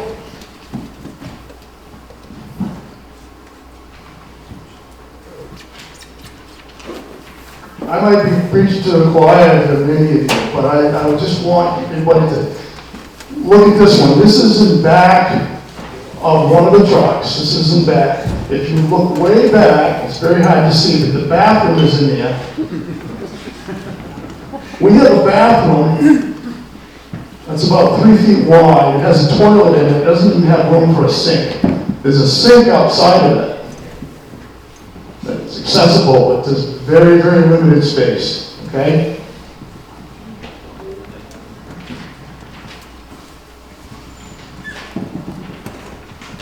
This is another picture between the trucks. I won't spend as much time on this one. It just shows you from the front view, the limited space that we have. Okay? One last picture. This is a little bit more room in this bay. This is a smaller bay with a smaller truck. But we don't have room for, we can't, we have no room for an extraction system to clean our equipment safely. When you go to a scene or a fire, a structure fire or something, or a car fire or something, you're only supposed to carry your equipment in the cab of your truck because it's full of toxins. You bring it back to the station and you put it in an extractor and you wash it and you clean it. Because these fires cause cancer. There's thousands of firefighters all over the country and all over the world that die of cancer every day.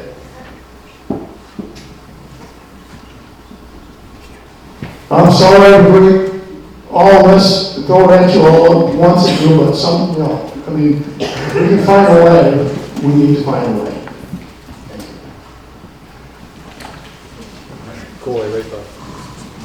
Other questions, comments? Down here. You have one down, okay, you're next. You go. I was curious if Homeland Security had any kind of grant system, because it seems like our town would need an emergency management plan that would involve the fire department and public works. If there was an emergency that wasn't even necessarily fire related. And I just wondered if, there was a way to kind of look at it from another angle, like an emergency management for a larger disaster. Anybody have a response to that? Yes, down here, I think we have a question. Maybe down front.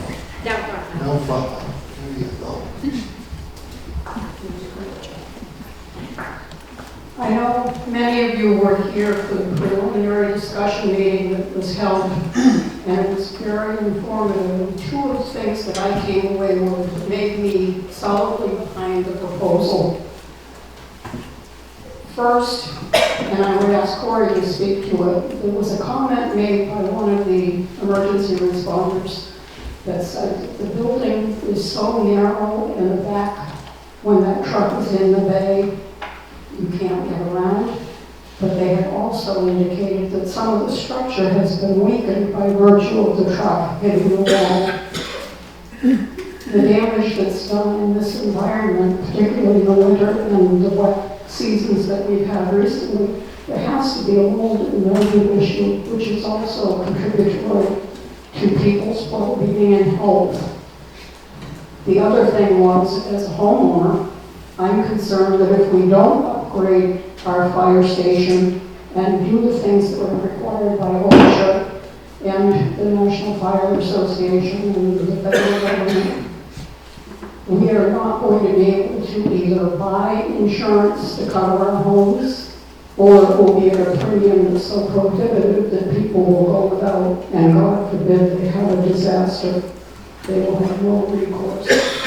So I urge you to really think hard about it. Our responders are definitely God's children. Thank you.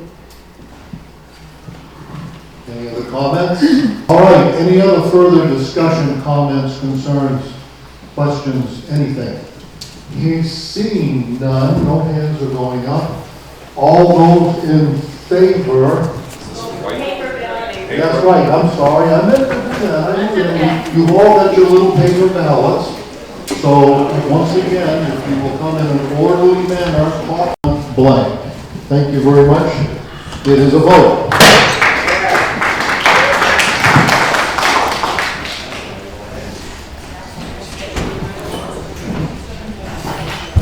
Article 13, to see if the town will vote to authorize the select board to utilize a portion of the property located at map 25, lot 9, commonly known as the town garage and ball field, for the purpose of constructing and maintaining a new fire station.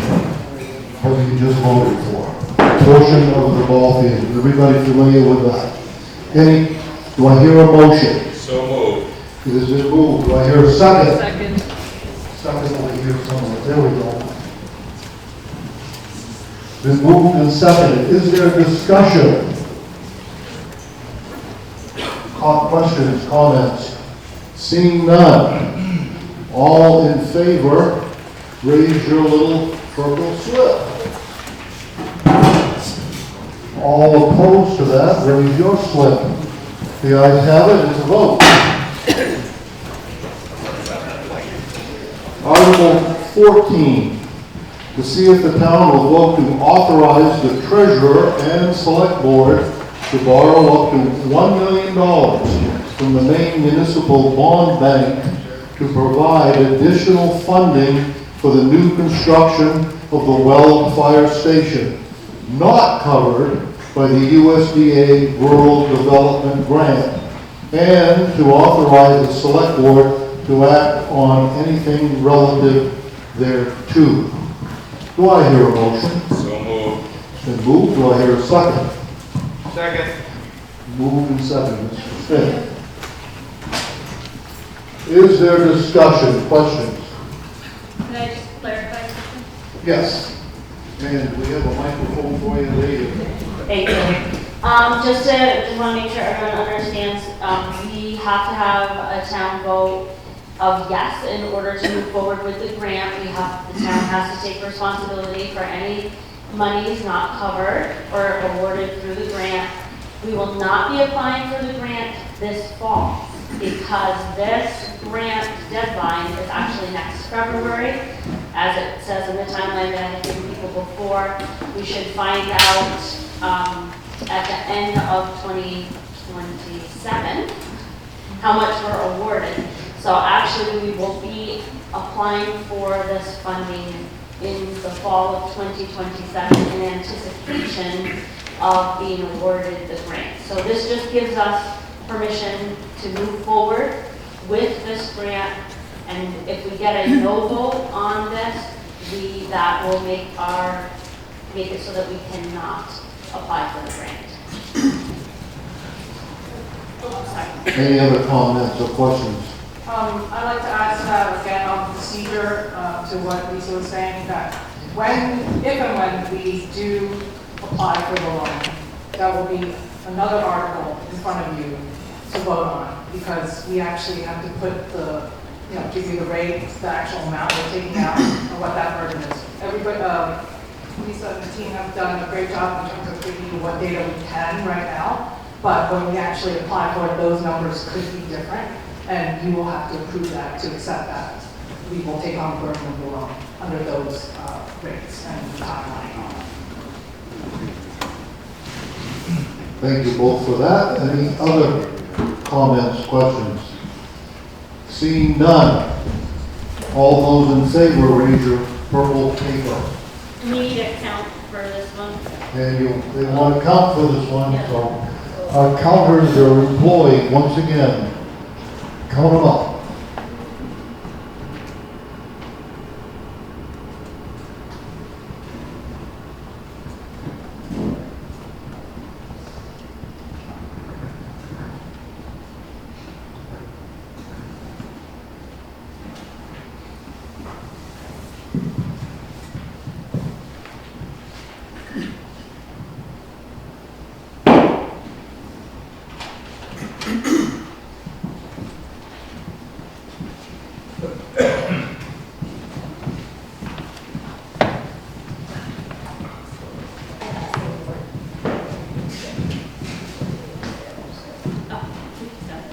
Do we have a consensus and a number?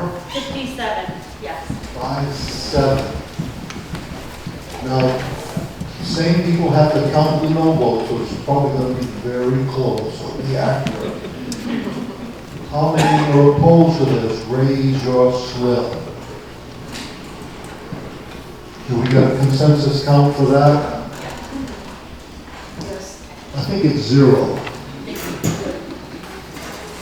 Thank you very much. It is a vote. The ayes have it. All right. I think we're on Article 15, am I right? Yes. To see if the town will vote to accept a donation in cash and in kind up to $6,000 from the Weld Lake Association towards the expenses of creating and maintaining a pollinator garden on town property in front of the town office. Not on the sides, not on the roof, but in front of the town office. Do I hear a motion? So moved. It's been moved. Do I hear a second?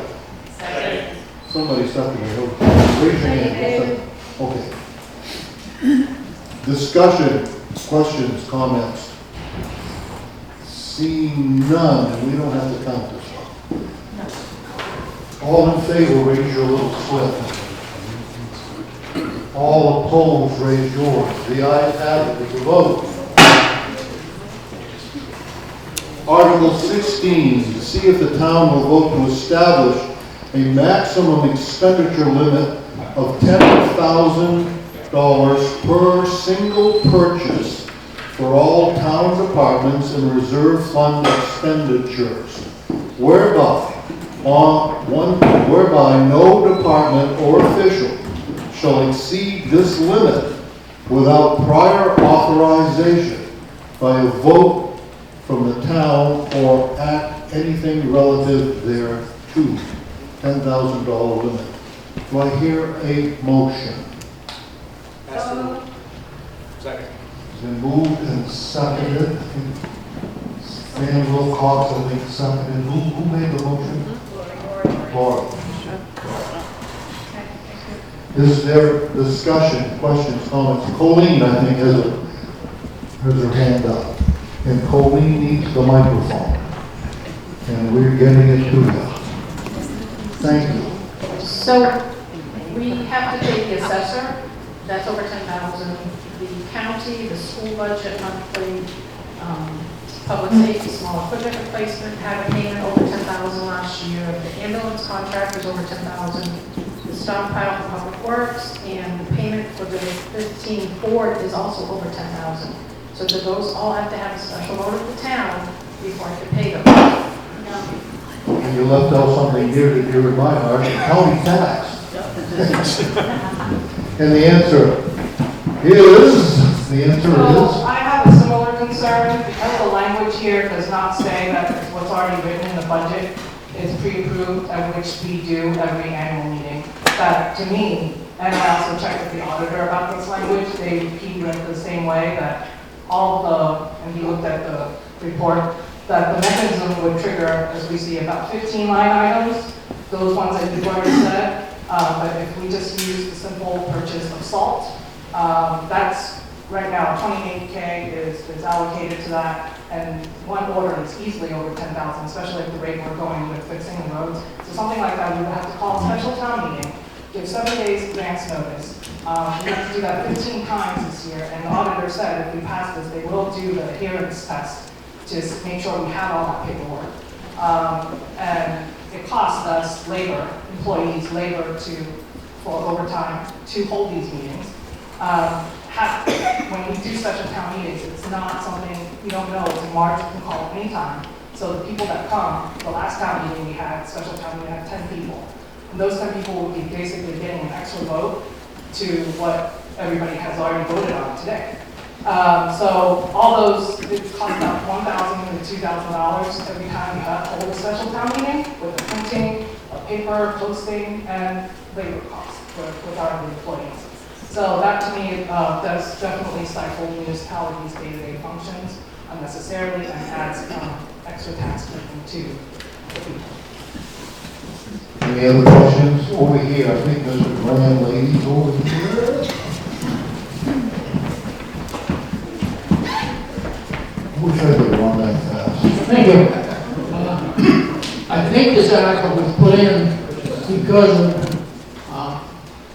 the selectmen authorizing to expend funds from our reserve account. And I think we can solve this by just changing the minimum expenditure to the reserve fund expenditures. In other words, they spent money that we reserved for town equipment without a vote of the town. And it had always been that money was there when we needed it, but not something to spend it. I'm not saying I was opposed to what they did, but I'm saying that shouldn't have been. So I think we would just change it to see the town vote to establish, and I'd like to see it less than 10,000. I mean, an expenditure for reserve funds would solve the problem. Yes. I don't think I need a microphone. Just wanted to ask the question, if we could have a discussion on what it is that triggered this article, because obviously something has happened that maybe the majority of the people here are not aware of or familiar with, and I think it'd be good to have some background as to why this article is here, and so that we have an educated information so that we can make an educated vote on how we want to proceed with this. Thank you. Someone care to address Mr. Ratliff's question? Dina, come here, ladies. Or the select board. From my understanding, and I think everyone here can speak to themselves, because the vote to put this article forth was 2-1. I was not for it. I believe that from my understanding, over the year, we had one expense of about $68,000 for the excavator that was purchased earlier this year, which is when I first started hearing about whether the town has a tradition of going to the town to ask for that expense to be made beforehand.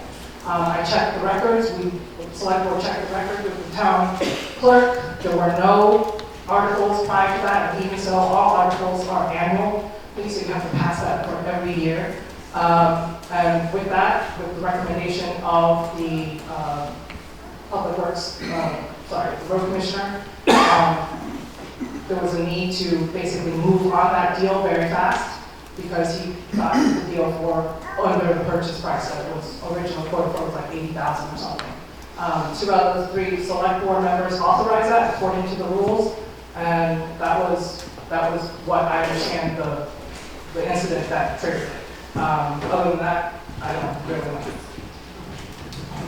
So you can keep it.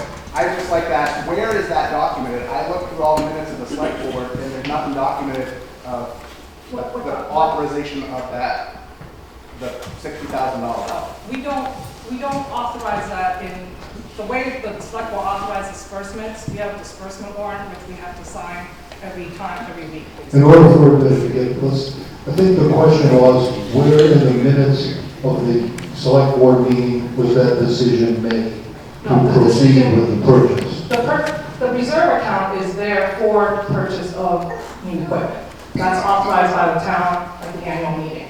We use that budget to authorize every time a disbursement warrant comes in. We don't have a discussion about every single purchase. We have the way it's done, it's 2 out of the 3 select board members need to sign the disbursement warrant, and then you check the records accordingly. That doesn't mean you have to discuss the actual purchase every time. That would be quite cumbersome. Well, I believe the answer to your question, it was not on an agenda and it was not in their minutes. Any other questions? Yes, Richard. Yes, Mr. Moderator. I wasn't born in this town, but I lived here for a long time. And it's always been the practice of this town to gain town approval before purchasing equipment. And I've made that point clear to the members of the select board when I was a member. I also went back to the town reports, because I had recollected that we did set a limit.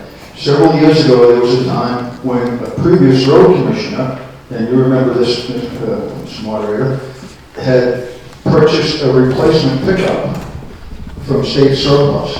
And we still have that pickup.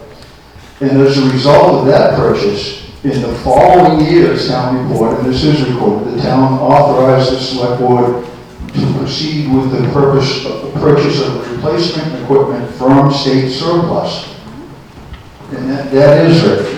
But that indicates that the select board doesn't have blanket authority to independently go and purchase equipment. The equipment reserve funds are set aside so that the town doesn't have to borrow money to purchase equipment, but it's up to the town to vote on those purchases. It always has been, and it should be. And as Mr. Graham said, there's nothing wrong with this article that can't be modified. If there's concern that it's too restricted in what can be spent, I don't think the salt comes from a reserve fund. So you could still purchase salt without going to a town vote. Reserve funds and the equipment reserve funds, the building maintenance reserve funds, then those expenditures need to be approved by the board of town.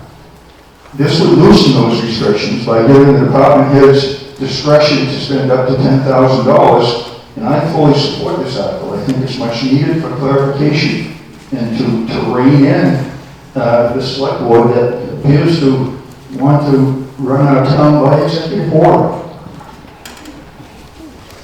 Any other comments, questions? Over here, Lisa. She's coming around the corner. So I'm the select board person that, this is not, okay, that was asked to, nope, there we go. That was asked to submit this article to the warrant. I did contact MMA Legal about this, and they referred me back to our MMA Municipal Manual Officer. So I would just like to read a portion of it to you. A public proceeding for which notice must be provided is any meeting of a body or agency consisting of 3 or more persons. Considering that this was, even though I was not included in this vote or contacted for it, I would still count as one person, because the select board is 3, there would be 4 people present, which would require FOIA notification to the public that for comment and information. And you're supposed to be given ample time for that, whether it be a special meeting or an emergency. Purchasing an equipment because you're afraid you're not going to get a good deal, I don't feel is an emergency. According to FOIA, everybody should have been given an opportunity to come to this meeting and hear what the other select board members asked and the information that they were given, and possibly be allowed to weigh in on this purchase. So that's what I have to say. Thank you for that, Lisa. You have a comment? Yes, I do have a comment. Please address the big chair. Mr. Moderator, I have a comment. On the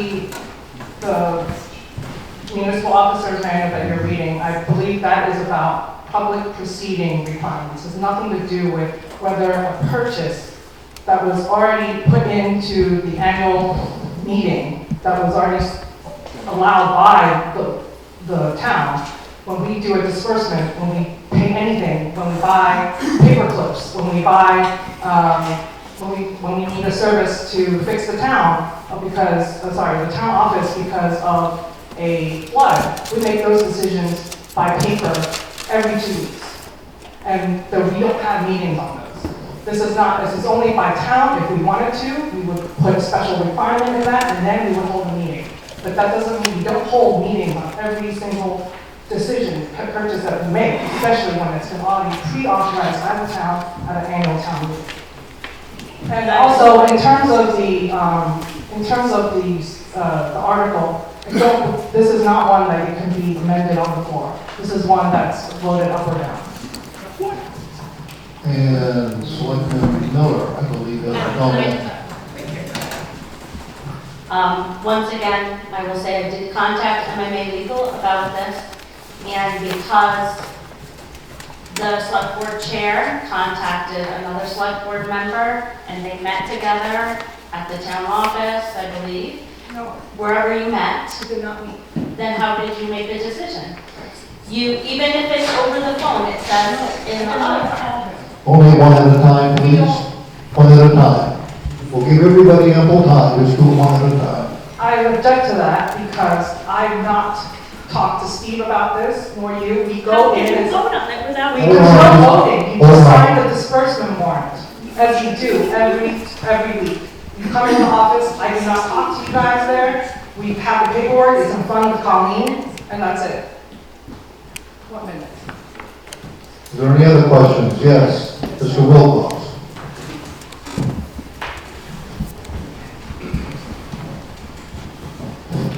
So, I reviewed the minutes of the select board meeting. I can't always get to the select board meetings because of my schedule, but it was very clear in the select board meeting minutes on July 15th that Robert presented information about buying an excavator and very clearly documented that he was going to be prepared to bring it to the special town meeting. Then before the next meeting on, I think the next documented meeting of the select board was on August 12th. There was discussion about the purchase of an excavator. So it's very, as residents that entrust the board to make decisions for the town, how do we, their documentation is lacking in the purchase of an excavator when in their minutes we're led to believe it's going to town meeting, and then they purchased it in between meetings. Any other comments? Mr. Dowdy? Yeah, I have one more comment.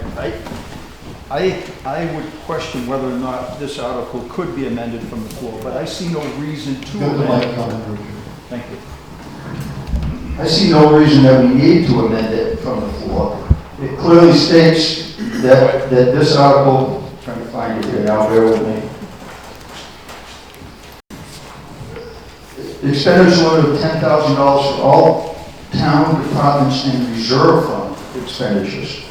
So the reserve fund, when the town votes during this meeting to put money into a reserve fund, that doesn't authorize the select board to spend those funds, or the department heads to spend those funds. We've set that money aside for a future purchase that the town is supposed to vote on. That's the intent of the reserve funds. Buying salt isn't from a reserve fund. Paying the school board assessment isn't from a reserve fund. Those are all things that are budgeted and approved. But the reserve funds are money set aside for future purchases. And oftentimes, they're specific future purchases. And to proceed to spend that money without authorization in town just goes against what we've always done in this town for years and years and years. And I see no need to change this article, just support it as it's written. Thank you. I believe Mr. Ratcliffe has a point. Back there, that one back on the... I really don't need a microphone. They keep going, you're going, Evelyn. I don't need it. Yeah, you do. Your cousin says so. Okay, here you go. It's not even on. Can you hear me now? Hey, look at that. Mr. Moderator, one of the select board members commented just a few minutes ago that this purchase was voted on by the town. I would like to see records of where the town voted to purchase this excavator. Does anybody have documentation where the town voted to purchase an excavator? Doesn't exist. And they get over here, Evelyn.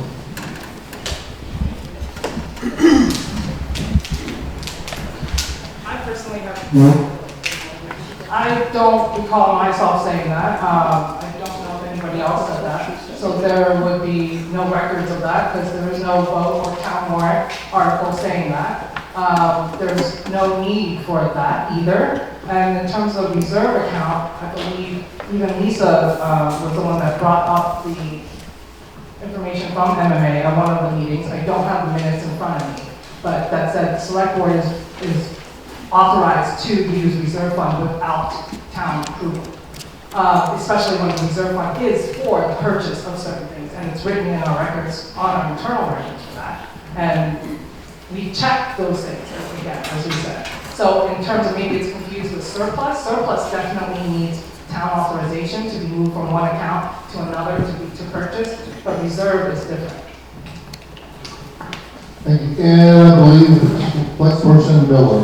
I will, I'll just clarify, the MMA legal notes says that as long as the reserve fund is being used as appropriated, as stated, so in this instance, equipment reserve. So it had to be spent on a piece of equipment. If it was spent on something other than equipment, it would have been used, I guess you could say, illegally. But because it was used on equipment, the select board did have the right to make the decision. And I also want to say, if you look in the minutes of the August 2025 notes and listen to listen to our select board meeting, you will see that it says clearly in the minutes that there was a vote taken, that it was decided upon by the 2 select board members to make this purchase, which would qualify, under my understanding of the law of implementation of public laws.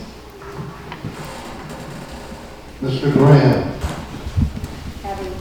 Over here, right in the middle. The guy with the white hair. For over 60 years, this town has had reserve funds that was a savings account. We set aside money a little at a time, like raising $7,000 towards a new truck, and then $7,000 next year. So when we had to buy a new truck, it was going to cost us $50,000, $60,000 back then. We had a good part of it saved, and that was the purpose of the reserve funds. Was not to authorize something and spend things. It was a savings account for a specific item when we decided to spend it. And somehow we need to get back to that. If this article doesn't do it, then we need something else. It's like we need to understand that they don't have the authority to just spend money because MMA said so. This town didn't say so. And in the back, Evelyn, Lori, back at the back. I agree full-heartedly with Mike and Rich Dowdy. We have always brought numbers to the townspeople for a vote on anything substantial. Number one, how much was in the reserve account and how much did we pay for the excavator? And number two, is the excavator being used at this time? Anybody answer the question? Ina. I had asked basically the Public Works Department to be here to answer that, but they've had length of the meeting, they've had to go. As I understand it, and I recall, the excavator was $68,000. And yes, they're using that extensively. It has been a very good purchase for them, and they don't have to rent at all to take care of all that work. So much of the FEMA work that was required, in which we received, how much, $600,000 back? $600,000 that was done with the excavator, which we could not have done or it could have costed more if we needed to rent that. So in terms of business decision, this is where I would come out on in support of my decision to allow that purchase to happen. Whether we need an article to authorize single purchases of equipment in the future, of course, we can write something like that. But this article, just to remind everyone, it was a blanket, block to all heads of department, not just one person, one person, and that shouldn't be either, but all $10,000 purchases, which we are about to have a lot of this year and going forward. And I believe there's a yes back there.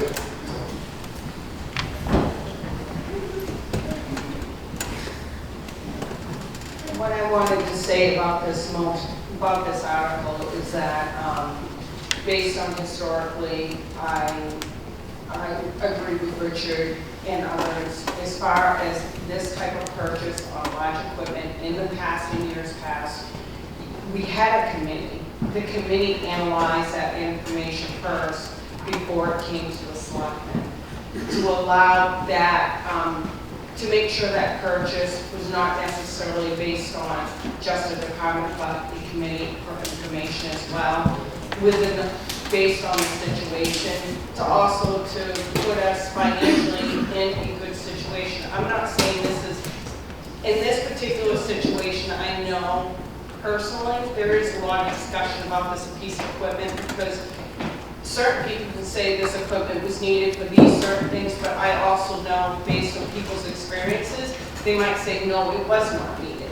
So with that being said, that's why I feel wholeheartedly you should have had a committee in this situation, and I would recommend in the future to at least have a large equipment committee. If not, going further, maybe at that point, maybe even a finance committee on even other things other than large equipment.